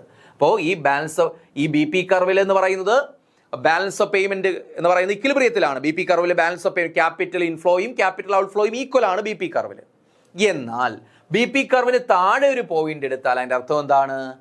അവിടെ ബാലൻസ് ഓഫ് പേയ്മെന്റ് ഡെഫിസിറ്റ് ആണ്. ബാലൻസ് ഓഫ് പേയ്മെന്റ് ഡെഫിസിറ്റ് ആണ്. ഡെഫിസിറ്റ് എന്ന് വെച്ചാൽ കമ്മി. ബാലൻസ് ഓഫ് പേയ്മെന്റ് കമ്മിയാണ്. കമ്മി ബാലൻസ് ഓഫ് പേയ്മെന്റ് ആണ് എന്നാണ് പറയുന്നത്. അതിന്റെ അർത്ഥം എന്താണ്? നമ്മുടെ ക്യാപിറ്റൽ ഇൻഫ്ലോ കുറവും ഔട്ട്ഫ്ലോ കൂടുതലുമാണ്. നമ്മുടെ രാജ്യത്ത് നിന്ന് ക്യാപിറ്റൽ ഔട്ട്ഫ്ലോ കൂടുതൽ, അതുപോലെ വിദേശത്തു നിന്നുള്ള ഇൻഫ്ലോ കുറവാണ്. അതിന് ബാലൻസ് ഓഫ് പേയ്മെന്റ് ഡെഫിസിറ്റ് എന്ന് പറയുന്നത്. നേരെ മറിച്ച് point above the balance of payment, ഈ ബാലൻസ് ഓഫ് പേയ്മെന്റ് കർവ് ഉണ്ട്, BP കർവ് ഉണ്ടല്ലോ, അതിന് മുകളിലുള്ള പോയിന്റ് എടുത്താൽ അതെന്തിനെ റെപ്രസെന്റ് ചെയ്യുന്നു? Surplus balance of payment. ഓർക്കുക, അപ്പോൾ ബാലൻസ് ഓഫ് പേയ്മെന്റിന് BP കർവിന് താഴെ ഒരു പോയിന്റ് എടുത്താൽ the points below the BP curve means balance of payment deficit. BP കർവിന് താഴെ ഒരു പോയിന്റ് എടുത്താൽ അതെന്തായിരിക്കും? ഇവിടെ ഒരു പോയിന്റ് ആണ് എടുക്കുന്നതെങ്കിൽ അതെന്തായിരിക്കും? ഡെഫിസിറ്റ് ബാലൻസ് ഓഫ് പേയ്മെന്റ് ആയിരിക്കും. എന്ന് പറഞ്ഞാൽ എന്ത് കൂടുതലായിരിക്കും? ക്യാപിറ്റൽ ഔട്ട്ഫ്ലോ കൂടുതൽ, ഇൻഫ്ലോ കുറവ്. നമ്മുടെ രാജ്യത്തു നിന്നുള്ള ക്യാപിറ്റൽ ഫിനാൻഷ്യൽ ഔട്ട്ഫ്ലോ കൂടുതൽ, ഫിനാൻഷ്യൽ ഇൻഫ്ലോ കുറവ്. വിദേശത്തു നിന്നുള്ള ഫിനാൻഷ്യൽ ഇൻഫ്ലോ കുറവ്. അതാണ് ഡെഫിസിറ്റ് എന്ന് പറയുന്നത്. നേരെ മറിച്ച് BP കർവിന് മുകളിലാണ് ഒരു പോയിന്റ് എടുക്കുന്നതെങ്കിൽ അതെന്തിനെ റെപ്രസെന്റ് ചെയ്യുന്നു? അവിടെ ബാലൻസ് ഓഫ് പേയ്മെന്റ് സർപ്ലസ് ആയിരിക്കും. സർപ്ലസ് ബാലൻസ് ഓഫ് പേയ്മെന്റ് ആയിരിക്കും. എന്ന് പറഞ്ഞാൽ ഔട്ട്ഫ്ലോ, നമ്മുടെ രാജ്യത്തേക്കുള്ള ക്യാപിറ്റൽ ഔട്ട്ഫ്ലോ കൂടുതലും ഇൻഫ്ലോ കുറവുമാണ്. ക്ലിയർ ആണല്ലോ? ഇതാണ് ഇക്വിലിബ്രിയത്തെക്കുറിച്ച് പ്രധാനമായിട്ട് നമുക്ക് പറയാൻ കഴിയുന്നത്. ഓക്കെ, ഇതാണ് മുണ്ടൽ ഫ്ലെമിംഗ് മോഡലിലെ പ്രധാനപ്പെട്ട വസ്തു. എങ്ങനെയാണ്, പിന്നെ ആരാണ് ഇത് കൊണ്ടുവന്നതെന്ന് പറഞ്ഞു. ഈ മോഡലിൽ ഏതൊക്കെ കർവുകളാണ് ഇൻകോർപ്പറേറ്റ് ചെയ്തത്, ഏതൊക്കെ സെക്ടേഴ്സ് ആണ് ഇൻകോർപ്പറേറ്റ് ചെയ്തതെന്നൊക്കെ നമ്മൾ ഡിസ്കസ് ചെയ്തു അല്ലേ. അപ്പോൾ ഇത് മനസ്സിലായല്ലോ. ഇനി ഇതിൻ്റെ അനുബന്ധമായിട്ട് കുറച്ച് കാര്യങ്ങൾ കൂടി പറയാനുണ്ട്. ഓക്കെ, അപ്പോൾ ഇത് കാര്യം എക്സ്ചേഞ്ച് റേറ്റ് ബാലൻസ് ഇത് എക്സ്റ്റേണൽ സെക്ടർ കൂടി ഇൻകോർപ്പറേറ്റ് ചെയ്യുന്നത് കൊണ്ട് ഇതിനകത്ത് എന്തുകൂടി വരുന്നുണ്ട്? ഈ എക്സ്ചേഞ്ച് റേറ്റിൻ്റെ ഇൻഫ്ലുവൻസ് കൂടി വരുന്നുണ്ട്. എക്സ്ചേഞ്ച് റേറ്റ് നമ്മൾ ആൾറെഡി പറഞ്ഞു. എക്സ്ചേഞ്ച് റേറ്റ് എന്താണ്? രണ്ട് രാജ്യങ്ങൾ തമ്മിലുള്ള വിനിമയ നിരക്കാണ്. കറൻസികൾ തമ്മിലുള്ള വിനിമയ നിരക്കാണ് എക്സ്ചേഞ്ച് റേറ്റ്. അപ്പോൾ ആ എക്സ്ചേഞ്ച് റേറ്റ് കൂടി എന്തിന് ഇൻഫ്ലുവൻസ് ചെയ്യുന്നുണ്ട്? ഈ ഇക്വിലിബ്രിയത്തെ ഇൻഫ്ലുവൻസ് ചെയ്യുന്നുണ്ട്. ആ ഇഫക്റ്റ് കൂടി നമ്മൾ മോണിറ്ററി പോളിസിയും ഫിസിക്കൽ പോളിസിയും ഉള്ള ഇഫക്റ്റ് നമ്മൾ പഠിച്ചത് അത് തന്നെയാണ് ഇവിടെയും പറയുന്നത്. എക്സ്ചേഞ്ച് റേറ്റ് കൂടി ഇൻകോർപ്പറേറ്റ് ചെയ്തുകൊണ്ട് പറയുന്നു. അതിന് നമ്മൾ എക്സ്ചേഞ്ച് റേറ്റ് റെജീം എന്ന് പറയും. എക്സ്ചേഞ്ച് റേറ്റ് റെജീം എന്ന് വെച്ചാൽ എക്സ്ചേഞ്ച് റേറ്റ് ഏത് തരത്തിലാണ് എക്സ്ചേഞ്ച് റേറ്റിൽ നമ്മളെ ISLM BP മോഡലിനെ അഫക്റ്റ് ചെയ്യുന്നത്, ISLM BP മോഡലിനെ അഫക്റ്റ് ചെയ്യുന്നത്, എക്സ്ചേഞ്ച് റേറ്റ് എങ്ങനെയാണ് അഫക്റ്റ് ചെയ്യുന്നതെന്നാണ് ഇവിടെ പ്രതിപാദിക്കുന്നത്. Okay, the Mundell Fleming model shows that the effectiveness of national macroeconomic policy depends on exchange rate system. അതായത് Mundell Fleming model shows that effectiveness of national macro economic policy, എന്തിൻ്റെ effectiveness, എന്തിൻ്റെ സ്വാധീനം? National macro economic policy. National macro economic policy എന്ന് പറയുന്നതാണ് fiscal പോളിസിയും monetary policy. Macro economic policies ആണ് ഏതൊക്കെ? Fiscal പോളിസിയും മോണിറ്ററി പോളിസിയും. അപ്പോൾ നാഷണൽ മാക്രോ ഇക്കണോമിക് പോളിസിയുടെ ഇഫക്റ്റീവ്നെസ്, അതിൻ്റെ സ്വാധീനം എങ്ങനെയാണ് ISLM മോഡ് IS കർവിനെ LM കർവിനെ സ്വാധീനിച്ചത് നമ്മൾ പഠിച്ചതാണ്. അപ്പോൾ ആ സ്വാധീനം ഇവിടെ ISLM BP മോഡലില്, Mundell Fleming മോഡലില് national macro economic പോളിസിയുടെ ഇഫക്റ്റീവ്നെസ് ഡിപ്പെൻസ് ഓൺ എന്തിനെ ഡിപ്പെൻഡ് ചെയ്തിരിക്കുന്നു? Exchange rate system. Exchange rate system, ഒരു രണ്ട് രാജ്യങ്ങൾ തമ്മിലുള്ള എക്സ്ചേഞ്ച് റേറ്റ്. കാരണം എല്ലാ രാജ്യങ്ങൾക്കും അല്ലെങ്കിൽ രാജ്യങ്ങൾക്കിടയിൽ ആ എക്സ്ചേഞ്ച് റേറ്റ് സെയിം ആണോ? ഇന്ത്യയും അമേരിക്കയും തമ്മിലുള്ള എക്സ്ചേഞ്ച് റേറ്റ് അല്ല അമേരിക്കയും ചൈനയും തമ്മിലുള്ളത്. ഇന്ത്യയും UAEയും തമ്മിലുള്ള എക്സ്ചേഞ്ച് റേറ്റ് അല്ല ഇന്ത്യയും ചൈനയും തമ്മിലുള്ളത്, അല്ലെങ്കിൽ ഇന്ത്യയും കുവൈറ്റും തമ്മിലുള്ളത്. അപ്പോൾ ആ എക്സ്ചേഞ്ച് റേറ്റിൽ വ്യത്യാസമുണ്ട്. അപ്പോൾ എക്സ്ചേഞ്ച് റേറ്റ് കൂടി ഇവിടെ പരിഗണിക്കണം, കാരണം ഓപ്പൺ ഇക്കോണമി കൂടി വരുന്നുണ്ട്. അപ്പോൾ ഇഫക്റ്റീവ്നെസ് പഠിക്കുമ്പോൾ, ഫിസ്ക്കൽ പോളിസിയുടെയും മോണിറ്ററി പോളിസിയുടെയും ഇഫക്റ്റീവ്നെസ് നമ്മൾ പഠിക്കുമ്പോൾ എന്തുകൂടി പറയണം? നമ്മളിവിടെ എക്സ്ചേഞ്ച് റേറ്റ് കൂടി കൺസിഡർ ചെയ്യണം, അല്ലെങ്കിൽ എക്സ്ചേഞ്ച് റേറ്റ് സിസ്റ്റത്തെ കൂടി ഇത് ഡിപ്പെൻഡ് ചെയ്തിരിക്കുന്നത്. അതുകൊണ്ടാണ് നമ്മൾ എന്തെന്ന് കൊടുത്തിരിക്കുന്നത്? എക്സ്ചേഞ്ച് റേറ്റ് റെജീം എന്ന് കൊടുത്തിരിക്കുന്നത്. ഓക്കെ, ഇനി എക്സ്ചേഞ്ച് റേറ്റ്. അപ്പോൾ എക്സ്ചേഞ്ച് റേറ്റ് എന്ന് പരിഗണിക്കുമ്പോൾ എക്സ്ചേഞ്ച് റേറ്റ് രണ്ട് തരത്തിലുണ്ട് കേട്ടോ. എക്സ്ചേഞ്ച് റേറ്റ് എത്ര തരത്തിലുണ്ട്? രണ്ട് തരത്തിലുണ്ട്.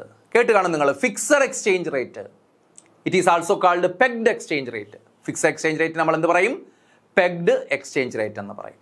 അതുപോലെ flexible exchange rate, floating exchange rate. ഫ്ലോഷൻ അല്ല, ഫ്ലോട്ടിംഗ് ആണ് കേട്ടോ അവിടെ. ഫ്ലോട്ടിംഗ് എക്സ്ചേഞ്ച് റേറ്റ് എന്ന് പറയും. Floating exchange rate. അപ്പോൾ രണ്ട് തരം. അപ്പോൾ നമ്മൾ പറഞ്ഞു ഈ ഇഫക്റ്റീവ്നെസ് മാക്രോ ഇക്കണോമിക് പോളിസീസിന്റെ, മോണിറ്ററി പോളിസിയുടെയും ഫിസ്ക്കൽ പോളിസിയുടെയും ഇഫക്റ്റീവ്നെസ്, ISLM BP മോഡലുള്ള ഇഫക്റ്റീവ്നെസ് അല്ലെങ്കിൽ ഓപ്പൺ ഇക്കോണമിയിലുള്ള effectiveness depends on exchange rate system.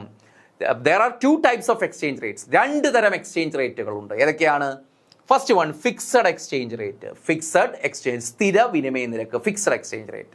അല്ലെങ്കിൽ പെഗ്ഡ് എക്സ്ചേഞ്ച് റേറ്റ് എന്ന് പറയും. It is also called pegged exchange rate. രണ്ട്, flexible exchange rate. Flexible exchange rate also called floating exchange rate. Floating ഇപ്പൊ change ചെയ്തുകൊണ്ടിരിക്കും. Floating, മറ്റത് fixed ആണ്, fixed exchange rate. മറ്റത് flexible exchange rate, എപ്പോഴും change ചെയ്തുകൊണ്ടിരിക്കും. ഫിക്സഡ് എക്സ്ചേഞ്ച് റേറ്റിന്റെ പ്രത്യേകത, it is determined by the government. ഇത് ആരാണ് ഡിറ്റർമിൻ ചെയ്യുന്നത്? ഗവൺമെന്റ് അല്ലെങ്കിൽ സെൻട്രൽ ബാങ്ക് ആണ് ഡിറ്റർമിൻ ചെയ്യുന്നത്. ഗവൺമെന്റ് എന്ന് പറഞ്ഞാലും മതി, ഗവൺമെന്റ്. കാരണം ഗവൺമെന്റിന് വേണ്ടി സെൻട്രൽ ബാങ്ക് ആയിരിക്കും ഡിറ്റർമിൻ ചെയ്യുന്നത്. അപ്പോൾ fixed exchange rate is determined by the government. Government ആണ് ആ എക്സ്ചേഞ്ച് റേറ്റ് ഡിറ്റർമിൻ ചെയ്യുന്നത്. അതാണ് ഫിക്സഡ് എക്സ്ചേഞ്ച് റേറ്റിന്റെ പ്രത്യേകത. ഇനി എന്താണ് ഫ്ലെക്സിബിൾ എക്സ്ചേഞ്ച് റേറ്റ് അല്ലെങ്കിൽ ഫ്ലോട്ടിംഗ് എക്സ്ചേഞ്ച് റേറ്റ്? ഇത് ഡിറ്റർമിൻ ചെയ്യുന്നത് ഗവൺമെന്റ് അല്ല, മാർക്കറ്റ് ഫോഴ്സസ് ആണ്. ഡിമാൻഡും സപ്ലൈയും ചേർന്നാണ് ഫ്ലെക്സിബിൾ എക്സ്ചേഞ്ച് റേറ്റ് ഡിറ്റർമിൻ ചെയ്യുന്നത്. മാർക്കറ്റ് ഫോഴ്സ് ആണ്. ഡിമാൻഡ് ഫോർ ഫോറിൻ കറൻസിയും സപ്ലൈ ഓഫ് ഫോറിൻ കറൻസിയും ചേർന്നിട്ടാണ് എന്ത് ചെയ്യുന്നത്? ഫ്ലെക്സിബിൾ എക്സ്ചേഞ്ച് റേറ്റ് ഡിറ്റർമിൻ ചെയ്തത്. അവിടെ ഗവൺമെന്റിന് വലിയ റോള് ഇല്ല. അതുകൊണ്ടാണ് ഇതിനെ ഫ്ലോട്ടിംഗ് എക്സ്ചേഞ്ച് റേറ്റ് അല്ലെങ്കിൽ ഫ്ലെക്സിബിൾ എക്സ്ചേഞ്ച് റേറ്റ് എന്നൊക്കെ പറയുന്നത്. അപ്പോൾ fixed exchange determined by the government or central bank. It is also called pegged exchange rate. Flexible exchange rate it's also called floating exchange rate. It is determined by market forces of demand and supply. ആരൊക്കെയാണ് determine ചെയ്യുന്നത്? Market forces of demand and supply. Clear ആണല്ലോ? അപ്പോൾ ഇതിനെ ഈ രണ്ട് exchange rate കൂടി നമ്മൾ ഇവിടെ കൺസിഡർ ചെയ്തുകൊണ്ട് മാത്രമേ മോണിറ്ററി പോളിസിയിൽ ഫിസ്ക്കൽ പോളിസിയിലുള്ള എഫക്റ്റീവ്നെസ് പറയാൻ പറ്റൂ കേട്ടോ. മോണിറ്ററി പോളിസി ഫിസ്ക്കൽ പോളിസിയും എങ്ങനെയാണ് അഫക്റ്റ് ചെയ്യുന്നതെന്ന്, അല്ലെങ്കിൽ IS കർവിനെയും LM കർവിനെയും BP കർവിനെയും ഇത് അഫക്റ്റ് ചെയ്യുന്നത് എങ്ങനെയെന്ന് എന്തുകൂടി ഈ രണ്ട് എക്സ്ചേഞ്ച് റേറ്റ് കൂടി പരിഗണിക്കാം. Because it is an open economy. കാരണം എന്താണ്? ഓപ്പൺ ഇക്കോണമി ആയതുകൊണ്ടാണ് ഇത് പരിഗണിക്കേണ്ടി വരുന്നത്. ഇത് closed economy, ISLM model closed economy ആയതുകൊണ്ടാണ് ഇത് പരിഗണിക്കേണ്ടാത്തത്, അല്ലേ? ഇത് നമ്മൾ പരിഗണിക്കാത്തത് കൊണ്ടാണ്. ഓക്കെ, ആദ്യം നമ്മൾ ആരുടെ ഇഫക്റ്റീവ്നെസ് പറയാണ്? Fiscal policy. ആരുടെ എഫക്റ്റീവ്നെസ് ആണ്? ആരുടെ സ്വാധീനം, ആരുടെ ഇൻഫ്ലുവൻസ് ആണ്? ഫിസ്ക്കൽ പോളിസിയുടെ ഇൻഫ്ലുവൻസ്. ഏത്? Under flexible exchange rate and perfect capital mobility. നോക്ക്, ആദ്യം പഠിക്കുന്ന ആരുടെ ഇഫക്റ്റീവ്നെസ് ആണ്? ഫിസ്ക്കൽ പോളിസിയുടെ ഇഫക്റ്റീവ്നെസ് ആണ് പഠിക്കുന്നത്.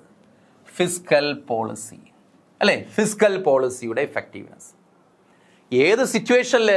Under flexible exchange rates. ഏത് എക്സ്ചേഞ്ച് റേറ്റ് ആണ്ടേ? ഫ്ലെക്സിബിൾ എക്സ്ചേഞ്ച് റേറ്റിൽ. ഫ്ലെക്സിബിൾ എക്സ്ചേഞ്ച് റേറ്റ് എന്ന് വെച്ചാൽ മാർക്കറ്റ് ഫോഴ്സ് ഡിറ്റർമിൻ ചെയ്യുന്ന എക്സ്ചേഞ്ച് റേറ്റ്. അതിൻ്റെ കൂടെ അപ്പോൾ ആരുണ്ട്? And perfect capital mobility. Perfect capital mobility ഏതാണ് സിറ്റുവേഷൻ? ഇവിടെ രണ്ട് രാജ്യങ്ങൾ തമ്മിൽ പെർഫെക്റ്റ് ക്യാപിറ്റൽ മൊബിലിറ്റി ഉണ്ട്. യാതൊരു റെസ്ട്രിക്ഷനും ഇല്ലാതെ ക്യാപിറ്റലിൻ്റെ ഇൻഫ്ലോയും ഉണ്ട്, ഔട്ട്ഫ്ലോയും ഉണ്ട്. അതാണ് പെർഫെക്റ്റ് ക്യാപിറ്റൽ മൊബിലിറ്റി.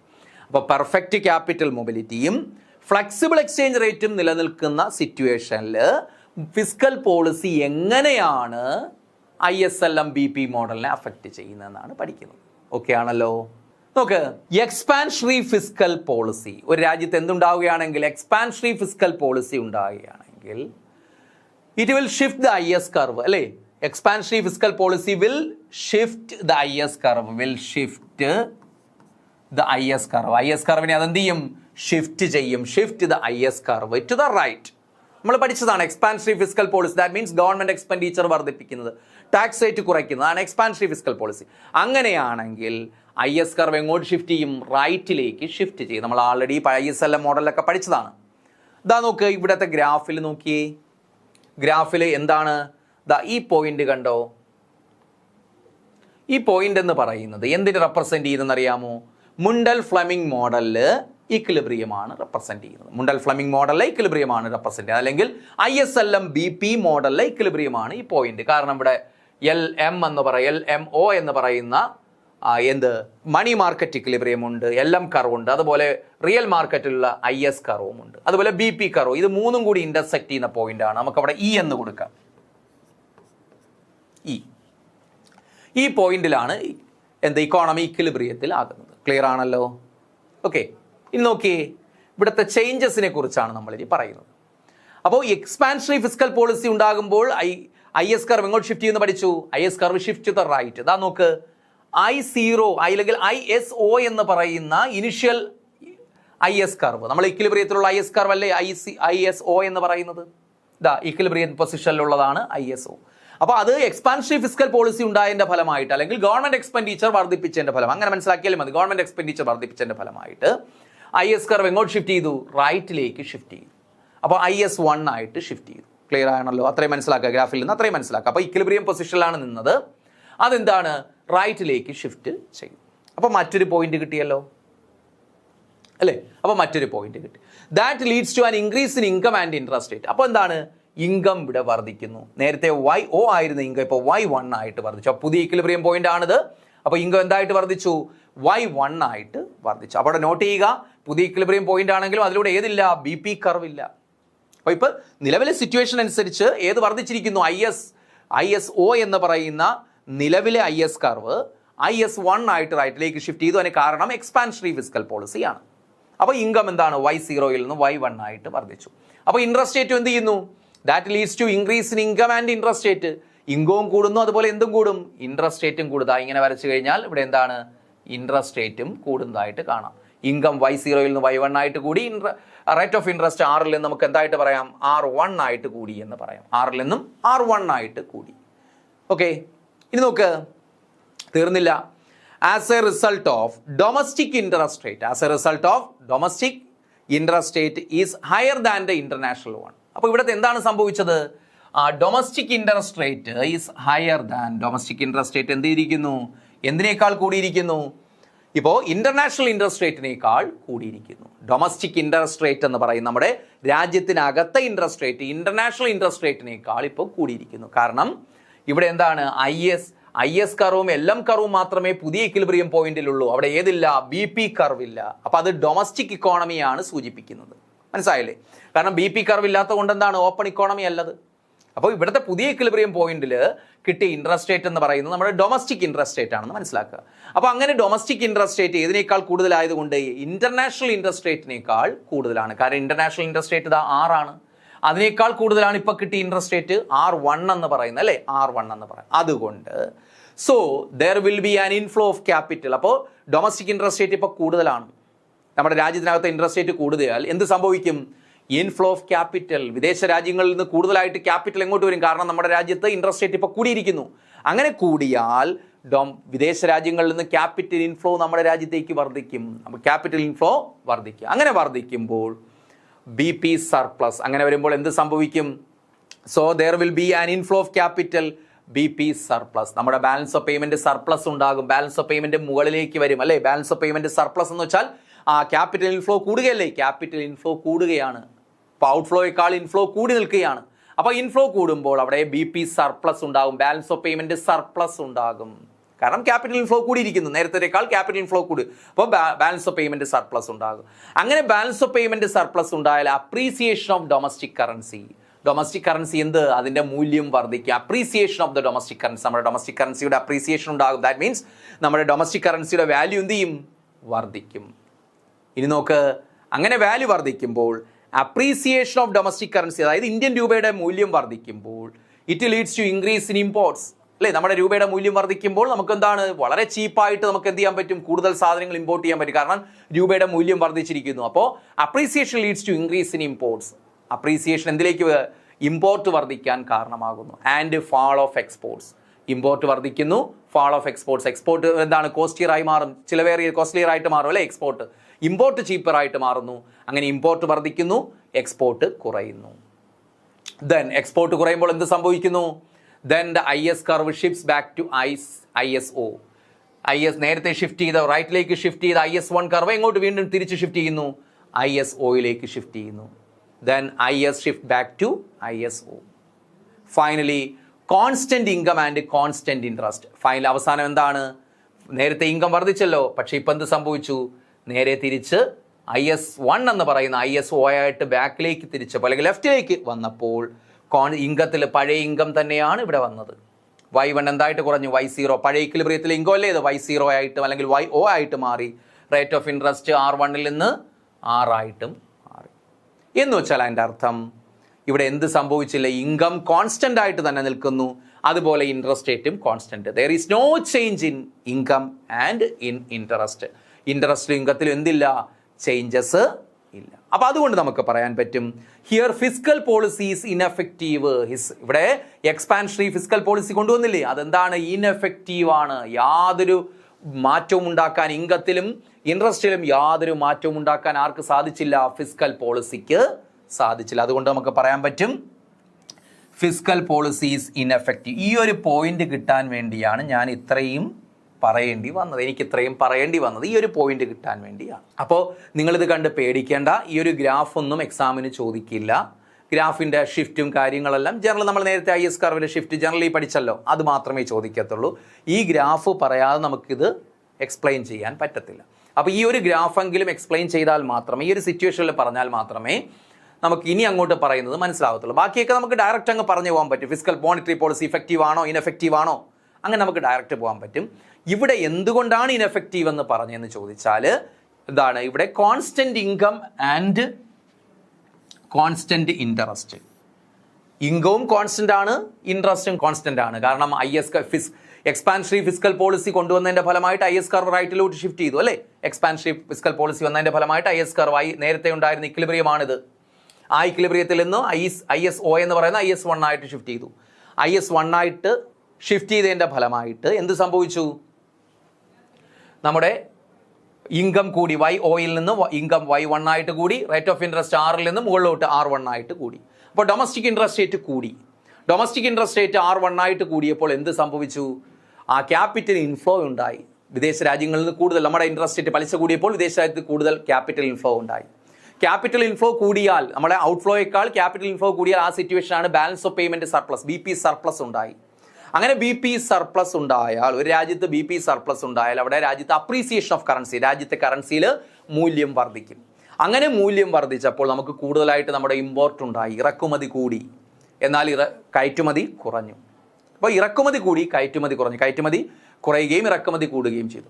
അപ്പോൾ കയറ്റുമതി കുറഞ്ഞപ്പോൾ, ഫാൾ ഇൻ എക്സ്പോർട്ട് ഉണ്ടായപ്പോൾ എന്ത് സംഭവിച്ചു? IS കർവ് റൈറ്റിലേക്ക് ഷിഫ്റ്റ് ചെയ്ത IS കർവ് വീണ്ടും ഒരു ആരോ കൊടുത്തേക്കുന്ന IS കർവ് IS1ൽ നിന്ന് തിരിച്ച് I0യിലേക്ക് അല്ലെങ്കിൽ ISOയിലേക്ക് തിരിച്ച് പഴയ പൊസിഷനിൽ തന്നെ വന്നു. എന്ന് വെച്ചാൽ പഴയ ഇക്വിലിബ്രിയത്തിൽ തന്നെ വന്നു. അപ്പോൾ ഇൻകം Y1 ആയി ഇൻകം എന്ത് ചെയ്തു? Y0 ആയി. റേറ്റ് ഓഫ് ഇൻട്രസ്റ്റ് നമ്മൾ R1 ആയിട്ട് കൂടി എന്ന് പറഞ്ഞില്ലേ, അത് തിരിച്ച് Rലേക്ക് വന്നു. എന്ന് വെച്ചാൽ constant income and constant interest. മനസ്സിലായല്ലോ? അപ്പോൾ ഇത് ഇത്രയും മനസ്സിലാക്കാൻ ബുദ്ധിമുട്ടാണ് എങ്കിൽ നിങ്ങൾ ഇത്രയെങ്കിലും മനസ്സിലാക്കുക. ഏത് സിറ്റുവേഷനിൽ? Fiscal policy under flexible exchange rate and perfect capital mobility. Fiscal policy under flexible exchange rate and perfect capital മൊബിലിറ്റിയിൽ നമുക്ക് പറയാൻ പറ്റും എന്താണ്? Fiscal policy is ineffective. Fiscal policy എന്താണ്? ഇൻഎഫക്റ്റീവ് ആണ്. യാതൊരു മാറ്റവും ഉണ്ടായി, ഇൻകത്തിലും ഇൻട്രസ്റ്റിലും യാതൊരു മാറ്റവും ഉണ്ടാക്കാൻ സാധിച്ചില്ല, അല്ലെങ്കിൽ നാഷണൽ ഇൻകം വർദ്ധിപ്പിക്കാൻ കഴിഞ്ഞില്ല. അപ്പം നാഷണൽ ഇൻകം വർദ്ധിപ്പിക്കാൻ കഴിയാത്തത് കൊണ്ട് ഫിസ്ക്കൽ പോളിസി നമ്മൾ എന്തെന്ന് വിളിക്കും? ഇൻഎഫക്റ്റീവ്. മുണ്ടൽ ഫ്ലെമിംഗ് മോഡലിൽ ഫിസ്ക്കൽ പോളിസി എന്താണ്? ഇൻഎഫക്റ്റീവ് ആണ്. ഏത് സിറ്റുവേഷൻ കൂടി ഓർക്കുക? ഫ്ലെക്സിബിൾ എക്സ്ചേഞ്ച് റേറ്റ് സിസ്റ്റത്തിൽ. ഫ്ലെക്സിബിൾ എക്സ്ചേഞ്ച് റേറ്റ് സിസ്റ്റം, അതുപോലെ പെർഫെക്റ്റ് ക്യാപിറ്റൽ മൊബിലിറ്റി. അങ്ങനെ ഫ്ലെക്സിബിൾ എക്സ്ചേഞ്ച് റേറ്റ് സിസ്റ്റത്തിൽ അല്ലെങ്കിൽ പെർഫെക്റ്റ് ക്യാപിറ്റൽ മൊബിലിറ്റി ഉണ്ടായപ്പോൾ ഫിസ്ക്കൽ പോളിസി എന്തായിരിക്കും? ഇൻഎഫക്റ്റീവ്. ആ രണ്ട് പോയിന്റ് ഓർത്തിരുന്നാൽ മാത്രം മതി. ഫിസ്ക്കൽ പോളിസി, എക്സ്പാൻഷണറി ഫിസ്ക്കൽ പോളിസി കൊണ്ടുവന്നപ്പോൾ, ഫ്ലെക്സിബിൾ എക്സ്ചേഞ്ച് റേറ്റ് സിസ്റ്റത്തിൽ എക്സ്പാൻഷണറി ഫിസ്ക്കൽ പോളിസി കൊണ്ടുവന്നപ്പോൾ ഫിസ്ക്കൽ പോളിസി എന്താണ്? ഇൻഎഫക്റ്റീവ് ആണ്. അതിന് കാരണം എന്താണ്ട്? അവിടെ constant income, constant interest. There is no change in income and interest. ഇൻട്രസ്റ്റിലും ഇൻകത്തിലും എന്ത് വരുത്താൻ പറ്റിയില്ല? യാതൊരു മാറ്റവും വരുത്താൻ പറ്റില്ല. ഇത് ഓർത്തിരിക്കാൻ പറ്റുള്ളൂ. അതെങ്ങനെ കിട്ടിയെന്നറിയാനാണ് ഈ ഗ്രാഫ് ഞാനൊന്ന് ഉൾപ്പെടുത്തിയത്. ഓക്കെ, അടുത്ത സിറ്റുവേഷൻ നോക്ക്. നേരത്തെ നമ്മൾ ഫിസ്ക്കൽ പോളിസിയാണ് പറഞ്ഞതെങ്കിൽ അടുത്ത എന്താണ് ഡിസ്കസ് ചെയ്യുന്നത്? Monetary policy. അടുത്ത ഇഫക്റ്റീവ്നെസ്. ഏതിന്റെ ഇഫക്റ്റീവ്നെസ് ആണ്? മോണിറ്ററി പോളിസിയുടെ ഇഫക്റ്റീവ്നെസ് ആണ്. Monetary policy under flexible exchange rate. അവിടെയും എന്ത് തന്നെയാണ്? ഫ്ലെക്സിബിൾ എക്സ്ചേഞ്ച് റേറ്റ് തന്നെയാണ്. And perfect capital mobility. ഇവിടുത്തെ ഒരേ ഒരു ചേഞ്ചേ ഉള്ളൂ. ആദ്യം നമ്മൾ ഫിസ്ക്കൽ പോളിസി പറഞ്ഞു, അടുത്ത അവിടേക്ക് ഏത് കൊണ്ടുവന്നു? മോണിറ്ററി പോളിസി കൊണ്ടുവന്നു. Monetary policy under flexible exchange rate and perfect capital mobility. അത് നോക്കാം നമുക്ക്. ഇഫക്റ്റീവ്നെസ് ആണ്. അപ്പോൾ ഫ്ലെക്സിബിൾ എക്സ്ചേഞ്ച് റേറ്റ് സിസ്റ്റത്തിലും പെർഫെക്റ്റ് ക്യാപിറ്റൽ മൊബിലിറ്റിയിലും ഫിസ്ക്കൽ പോളിസി ഇൻഎഫക്റ്റീവ് ആണെന്ന് മനസ്സിലായി. എന്നാൽ മോണിറ്ററി പോളിസി നോക്കിയേ. When expansionary monetary policy occurs, income or output increases. Income അല്ലെങ്കിൽ ഔട്ട്പുട്ട് എന്ത് ചെയ്യുന്നു? വർദ്ധിക്കുന്നു. അപ്പോൾ എക്സ്പാൻഷണറി മോണിറ്ററി പോളിസി കൊണ്ടുവരുമ്പോൾ, നമ്മൾ എക്സ്പാൻഷണറി മോണിറ്ററി പോളിസിയുടെ കേസ് മാത്രമേ പറയുന്നുള്ളൂ, അല്ലെങ്കിൽ മോണിറ്ററി പോളിസി എന്ന് മാത്രം പറഞ്ഞാലും മതി. അപ്പോൾ എക്സ്പാൻഷണറി മോണിറ്ററി പോളിസി കൊണ്ടുവരുമ്പോൾ അല്ലെങ്കിൽ മണി സപ്ലൈ വർദ്ധിപ്പിക്കുമ്പോൾ income or output increases. Income output എന്ത് ചെയ്യും? വർദ്ധിക്കും. Interest rate remain constant. പലിശ നിരക്ക് കോൺസ്റ്റന്റ് ആയിരിക്കും. അപ്പോൾ നോക്ക്, ഇൻകം, നാഷണൽ ഇൻകം കൂടി, ഔട്ട്പുട്ട് കൂടി, ദാറ്റ് മീൻസ് ഇക്കണോമിക് ഡെവലപ്മെന്റ് ഉണ്ട്, ഇക്കണോമിക് ഗ്രോത്ത് ഉണ്ടെന്നർത്ഥം. Interest rate remain constant. അപ്പോൾ നിങ്ങൾ തന്നെ പറഞ്ഞ എന്തായിരിക്കും ഇവിടെ? മോണിറ്ററി പോളിസി ഇഫക്റ്റീവ് ആണോ? അല്ലേ? നോക്ക്, therefore in this situation monetary policy is effective. അപ്പോൾ ഫ്ലെക്സിബിൾ എക്സ്ചേഞ്ച് റേറ്റ് സിസ്റ്റത്തിൽ അല്ലെങ്കിൽ പെർഫെക്റ്റ് ക്യാപിറ്റൽ മൊബിലിറ്റി ഉള്ള സിറ്റുവേഷനിൽ മോണിറ്ററി പോളിസി ഈസ് ഇഫക്റ്റീവ്. എന്നാൽ ഫിസ്ക്കൽ പോളിസി എന്താണ്? ഇൻഎഫക്റ്റീവ് ആണ്. ഫിസ്ക്കൽ പോളിസി ഇൻഎഫക്റ്റീവ് ആണ്. ഇതിലേക്ക് വരാൻ വേണ്ടിയാണ് നമ്മൾ പറഞ്ഞത്. ഇപ്പോൾ ഏകദേശം മനസ്സിലായി കാണുമല്ലോ അല്ലേ? അപ്പോൾ നോക്കി, അപ്പോൾ ഫിസ്ക്കൽ പോളിസി ഇവിടെ എന്താണ്? ഫ്ലെക്സിബിൾ എക്സ്ചേഞ്ച് റേറ്റ് സിസ്റ്റത്തിൽ അതുപോലെ പെർഫെക്റ്റ് ക്യാപിറ്റൽ മൊബിലിറ്റി ഉണ്ട സമയത്ത് ഫിസ്ക്കൽ പോളിസി ഇൻഎഫക്റ്റീവ് ആണ്. അവിടെ കാരണം എന്താണ്? കോൺസ്റ്റന്റ് ഇൻകം ആണ്, കോൺസ്റ്റന്റ് ഇൻട്രസ്റ്റ് ആണ്. എന്നാൽ ഇവിടേക്ക് വരുമ്പോൾ എക്സ്പാൻഷണറി മോണിറ്ററി പോളിസിയിലേക്ക് വരുമ്പോൾ ഫ്ലെക്സിബിൾ എക്സ്ചേഞ്ച് റേറ്റ് സിസ്റ്റത്തിൽ നമ്മുടെ ഇൻകം വർദ്ധിച്ചിരിക്കുന്നു, ഔട്ട്പുട്ട് വർദ്ധിച്ചിരിക്കുന്നു, ഇൻട്രസ്റ്റ് റേറ്റ് കോൺസ്റ്റന്റ് ആണ്, ഔട്ട്പുട്ട് വർദ്ധിച്ചിരിക്കുന്നു. അപ്പോൾ അതുകൊണ്ട് നമുക്ക് പറയാൻ പറ്റും monetary policy is effective. Monetary policy എന്താണ്? ഇഫക്റ്റീവ് ആണെന്ന് പറയാം. ക്ലിയർ ആണല്ലോ? Next situation, monetary policy under flexible exchange rate and imperfect capital mobility. ഇനി മോണിറ്ററി പോളിസി തന്നെയാണ് പറയുന്നത്, എന്നാൽ ഫ്ലെക്സിബിൾ എക്സ്ചേഞ്ച് റേറ്റ് തന്നെ, പക്ഷേ ഒരു ചേഞ്ച് മാത്രം. എന്ത്? Imperfect capital mobility. Flexible exchange rate തന്നെ, ഇംപെർഫെക്റ്റ് ക്യാപിറ്റൽ മൊബിലിറ്റിയാണ്. അപ്പോൾ പെർഫെക്റ്റ് ക്യാപിറ്റൽ മൊബിലിറ്റി ഉള്ള സമയത്ത് മോണിറ്ററി പോളിസി ഇഫക്റ്റീവ് ആണെന്ന് പഠിച്ചു. ഇനി ഇംപെർഫെക്റ്റ് ക്യാപിറ്റൽ മൊബിലിറ്റി ഉള്ള സമയത്ത് ഫ്ലെക്സിബിൾ എക്സ്ചേഞ്ച് റേറ്റിൽ മോണിറ്ററി പോളിസിയുടെ എഫക്റ്റീവ്നെസ് ആണ്. നോക്ക്, കോസ് എക്സ്പാൻഷണറി മോണിറ്ററി പോളിസി, അതായത് മോണിറ്ററി പോളിസി എന്താ? എക്സ്പാൻഷണറി മോണിറ്ററി പോളിസി കൊണ്ടുവരുന്നു government. Result higher income and lower interest. Higher income and lower interest. പറഞ്ഞേ, മോണിറ്ററി പോളിസി ഇവിടെ എഫക്റ്റീവ് ആണോ? അല്ലേ? മോണിറ്ററി പോളിസി നോക്ക്, monetary policy is effective. Monetary policy is effective. കാരണം income വർദ്ധിച്ചിരിക്കുന്നു. Interest rate നോക്കാം, interest rate കുറഞ്ഞിരിക്കുന്നു. Interest rate കൂടിയില്ല, interest rate കുറഞ്ഞിരിക്കുന്നു. അപ്പോൾ എന്താണ്? Monetary policy is effective. അപ്പോൾ ഈ രണ്ട് സിറ്റുവേഷനിലും, ഫ്ലെക്സിബിൾ എക്സ്ചേഞ്ച് റേറ്റിലും മോണിറ്ററി പോളിസി രണ്ട് സിറ്റുവേഷനിലും, പെർഫെക്റ്റ് ക്യാപിറ്റൽ മൊബിലിറ്റിയിലും ഇംപെർഫെക്റ്റ് ക്യാപിറ്റൽ മൊബിലിറ്റിയിലും മോണിറ്ററി പോളിസി എന്താണ്? ഇഫക്റ്റീവ് ആണ്. അതാദ്യം മനസ്സിലാക്കുക. ഇതാണ് ഇവിടെ നമുക്ക് ആവശ്യമുള്ള, എക്സാം പോയിന്റ് ഓഫ് വ്യൂവിൽ ആവശ്യമുള്ള പോയിന്റ്. ഓക്കെ, അപ്പോൾ രണ്ട് സിറ്റുവേഷനിൽ മോണിറ്ററി പോളിസി ഫ്ലെക്സിബിൾ എക്സ്ചേഞ്ച് റേറ്റിൽ പെർഫെക്റ്റ് ക്യാപിറ്റൽ മൊബിലിറ്റി ഉള്ളപ്പോഴും, രണ്ടാമത്തെ സിറ്റുവേഷൻ മോണിറ്ററി പോളിസി എവിടെ? ഫ്ലെക്സിബിൾ എക്സ്ചേഞ്ച് റേറ്റിൽ ഇംപെർഫെക്റ്റ് ക്യാപിറ്റൽ മൊബിലിറ്റി ഉള്ള രണ്ട് സിറ്റുവേഷനിലും മോണിറ്ററി പോളിസി രണ്ടിടത്തും ഇഫക്റ്റീവ് ആണ്. എന്നാൽ ഈ രണ്ട് സിറ്റുവേഷനിലും ഫ്ലെക്സിബിൾ എക്സ്ചേഞ്ച് റേറ്റ് സിസ്റ്റത്തിൽ ഫിസ്ക്കൽ പോളിസി രണ്ടിടത്തും എന്തായിരിക്കും? ഇൻഎഫക്റ്റീവ് ആയിരിക്കും. മനസ്സിലാക്കുക കേട്ടോ, രണ്ടിടത്തും ഫിസ്ക്കൽ. അപ്പോൾ ഫ്ലെക്സിബിൾ എക്സ്ചേഞ്ച് റേറ്റ് സിസ്റ്റത്തിൽ പെർഫെക്റ്റ് ക്യാപിറ്റൽ മൊബിലിറ്റി ആയാലും ഇംപെർഫെക്റ്റ് ക്യാപിറ്റൽ മൊബിലിറ്റി ആയാലും ഫിസ്ക്കൽ പോളിസി രണ്ട് സിറ്റുവേഷനിലും എന്തായിരിക്കും എന്ന് മനസ്സിലാക്കുക? ഇൻഎഫക്റ്റീവ് ആയിരിക്കും. ഇൻഎഫക്റ്റീവ് ആയിരിക്കും. എന്നാൽ മോണിറ്ററി പോളിസി എന്തായിരിക്കും? ഇഫക്റ്റീവ് ആയിരിക്കും. ഓക്കെ, ഇനി നമ്മൾ അടുത്ത സിസ്റ്റത്തിലേക്ക് പോകുന്നു. Fiscal policy under fixed exchange rates. Fiscal policy under fixed exchange rate. നമ്മൾ ഫിക്സഡ് എക്സ്ചേഞ്ച് റേറ്റിലേക്ക് പോകും. അപ്പോൾ ഫ്ലെക്സിബിൾ എക്സ്ചേഞ്ച് റേറ്റിന് സിറ്റുവേഷൻ കഴിഞ്ഞു, അടുത്ത ഫിക്സഡ് എക്സ്ചേഞ്ച് റേറ്റിലേക്ക്. അപ്പോൾ ഫ്ലെക്സിബിൾ എക്സ്ചേഞ്ച് റേറ്റിൽ ആദ്യം നമ്മൾ ഓർക്കുക, ആരാണ് ഇഫക്റ്റീവ് ആയിട്ടുള്ളത്? Monetary policy is effective and fiscal policy is ineffective. അത് മനസ്സിലാക്കുക. അത് പെർഫെക്റ്റ് ആയാലും ഇംപെർഫെക്റ്റ് ആയാലും.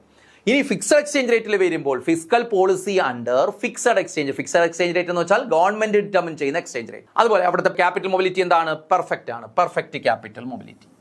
രണ്ട് രാജ്യങ്ങൾ തമ്മിൽ ക്യാപിറ്റൽ മൊബിലിറ്റി പെർഫെക്റ്റ് ആണ്. അതുപോലെ എക്സ്ചേഞ്ച് റേറ്റ് എന്താണ്? ഫിക്സഡ് എക്സ്ചേഞ്ച് റേറ്റ് ആണ്. ഏത് പോളിസിയിലാണ് ചേഞ്ച് കൊണ്ടുവരുന്നത്? ഫിസ്ക്കൽ പോളിസിയിലാണ്. അത് ഇഫക്റ്റീവ് ആണെന്ന് നോക്കാം. എക്സ്പാൻഷണറി ഫിസ്ക്കൽ പോളിസി കൊണ്ടുവരുന്നു. ഗവൺമെൻറ് എക്സ്പാൻഷണറി ഫിസ്ക്കൽ പോളിസി, ഇതിനെല്ലാം ഗ്രാഫ് ഉണ്ട് കേട്ടോ. നമ്മൾ ആദ്യം വരച്ചതുപോലെ എല്ലാം ഗ്രാഫ് ഉണ്ട് ഇതിന്. പക്ഷേ ആ ഗ്രാഫൊന്നും നമുക്ക് ആവശ്യമില്ല. ആ ഒരു ഗ്രാഫ് ഞാൻ ഉൾപ്പെടുത്തിയത് നിങ്ങളത് എങ്ങനെയാണ് ചേഞ്ച് വരുന്നത് എന്നറിയിക്കാൻ വേണ്ടി മാത്രമാണ്. ആ ഗ്രാഫ് മനസ്സിലായില്ലെങ്കിലും കുഴപ്പമില്ല, അതിൻ്റെ ഇഫക്റ്റ് മനസ്സിലാക്കുക. Fiscal policy monetary policy effect മനസ്സിലാക്കുക. അത് നിങ്ങൾക്കൊന്ന് ജസ്റ്റ് ഒന്ന് പിന്നെ ക്ലാരിഫിക്കേഷൻ വേണ്ടവർക്ക് വേണ്ടിയാണ് അത് ഉൾപ്പെടുത്തിയത്. അല്ലാതെ ഗ്രാഫ് നിങ്ങൾ നോക്കാണ്ട് പേടിക്കേണ്ട കാര്യമില്ല. ചേഞ്ചിൻ്റെ ഗ്രാഫ് എല്ലാത്തിലും ഇതുപോലെ ഗ്രാഫുകളുണ്ട്. അപ്പോൾ നമുക്ക് വേണ്ടത് മാത്രം എന്താണ്, ആ ഇഫക്റ്റീവ്നെസ് മാത്രമാണ് നമുക്ക് വേണ്ടത്. അതിനുവേണ്ടി അതിന് ക്ലാരിറ്റി കൊണ്ടുവരാൻ വേണ്ടിയാണ് ഞാൻ ഗ്രാഫ് ഉൾപ്പെടുത്തിയത്. ഓക്കെ, അപ്പോൾ നോക്ക് എക്സ്പാൻഷണറി ഫിസ്ക്കൽ പോളിസി എന്തിലാണ്? ഫിക്സഡ് എക്സ്ചേഞ്ച് റേറ്റിൽ.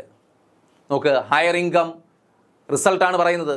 എക്സ്പാൻഷണറി ഫിസ്ക്കൽ പോളിസി കൊണ്ടുവരുമ്പോൾ ഹയർ ഇൻകം വർദ്ധിക്കുന്നു, കോൺസ്റ്റന്റ് ഇൻട്രസ്റ്റ്. ഇൻകം വർദ്ധിച്ചു, കോൺസ്റ്റന്റ് ഇൻട്രസ്റ്റ്. അപ്പോൾ എന്തായിരിക്കും റിസൾട്ട്? ഇൻകം വർദ്ധിച്ചാൽ അതിൻ്റെ അർത്ഥം എന്താണ്? Fiscal policy is effective. അപ്പോൾ fiscal policy flexible exchange rate സിസ്റ്റത്തിൽ രണ്ടിടത്തും പെർഫെക്റ്റ് ക്യാപിറ്റൽ മൊബിലിറ്റിയിലും ഇംപെർഫെക്റ്റ് ക്യാപിറ്റൽ മൊബിലിറ്റിയിലും ഫ്ലെക്സിബിൾ എക്സ്ചേഞ്ച് റേറ്റിൽ ഫിസ്ക്കൽ പോളിസി ഇനെഫക്റ്റീവ് ആയിരുന്നു എങ്കിൽ ഇവിടെ ഫിക്സഡ് എക്സ്ചേഞ്ച് റേറ്റ് സിസ്റ്റം വന്നപ്പോൾ ഫിസ്ക്കൽ പോളിസി എന്തായി മാറി? ഇഫക്റ്റീവായിട്ട് മാറി. പെർഫെക്റ്റ് ക്യാപിറ്റൽ മൊബിലിറ്റിയിൽ ഇഫക്റ്റീവായിട്ട് മാറി. കാരണം ഇൻകം വർദ്ധിച്ചു, കോൺസ്റ്റന്റ് ഇൻട്രസ്റ്റ് റേറ്റുമാണ്.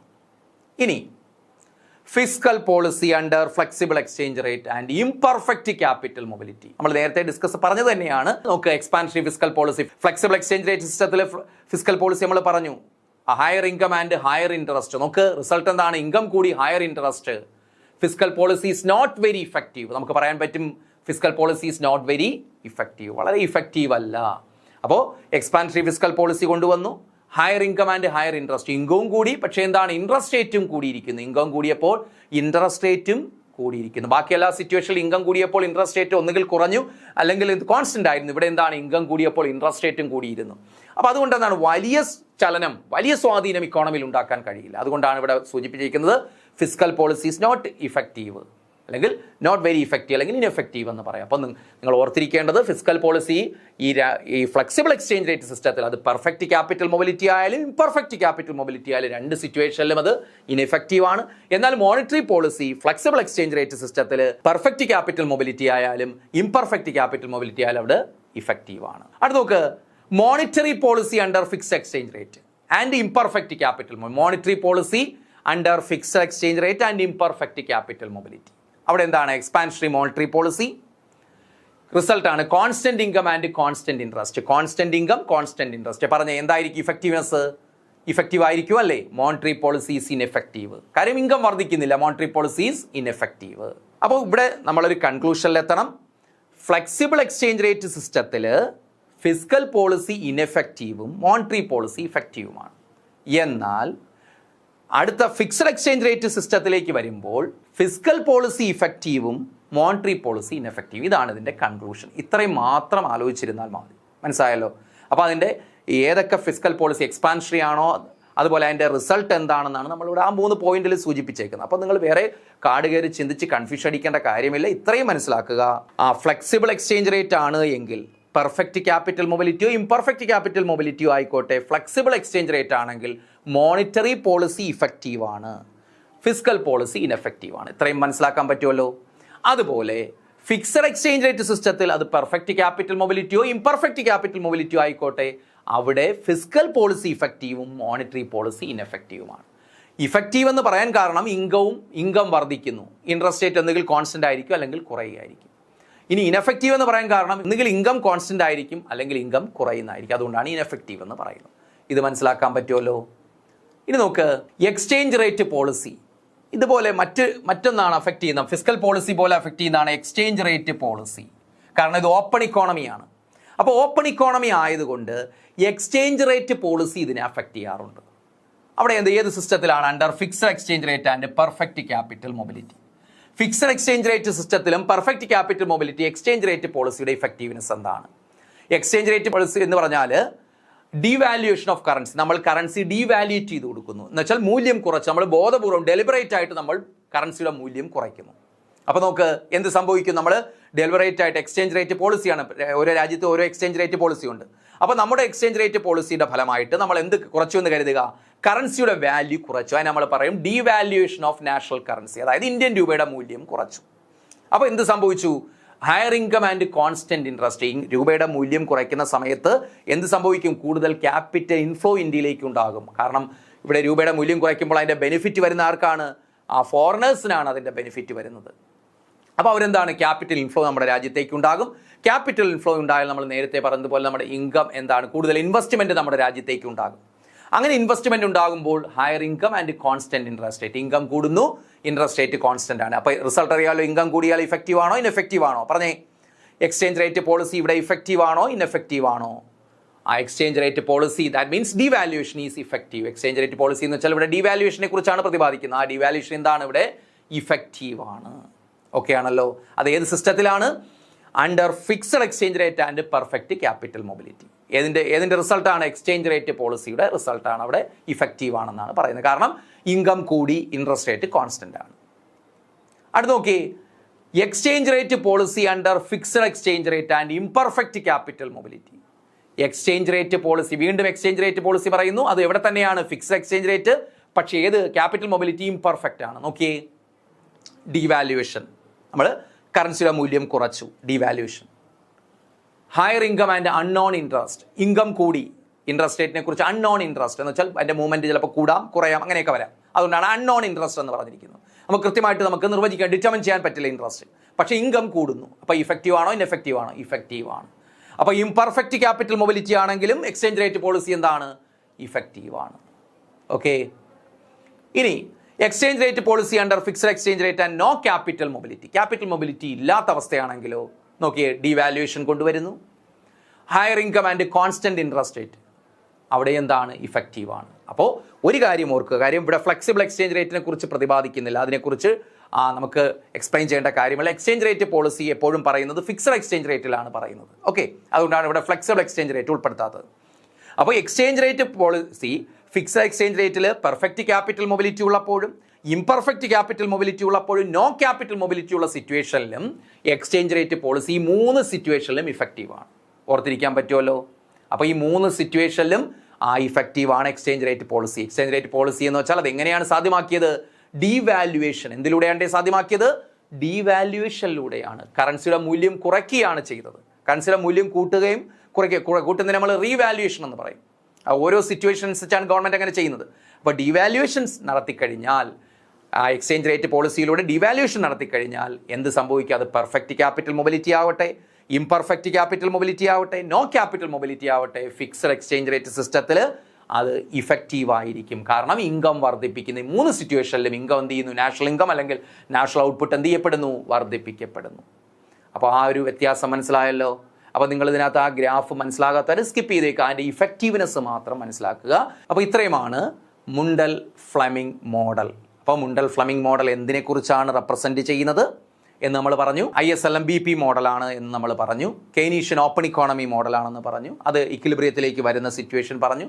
പിന്നെ അല്പം കൺഫ്യൂഷൻ വരാനുള്ള സിറ്റുവേഷൻ എന്ന് പറയുന്നത് അതിൻ്റെ ഇഫക്റ്റീവ്നെസ് ആണ്. മോണിറ്ററി പോളിസിയുടെയും ഫിസ്ക്കൽ പോളിസിയുടെയും ഇഫക്റ്റീവ്നെസ് ആണ്. ക്ലാസ് 1-2 തവണ റിപ്പീറ്റ് ചെയ്ത് കാണുമ്പോൾ അത് ക്ലാരിറ്റി വരും. Okay, thank you.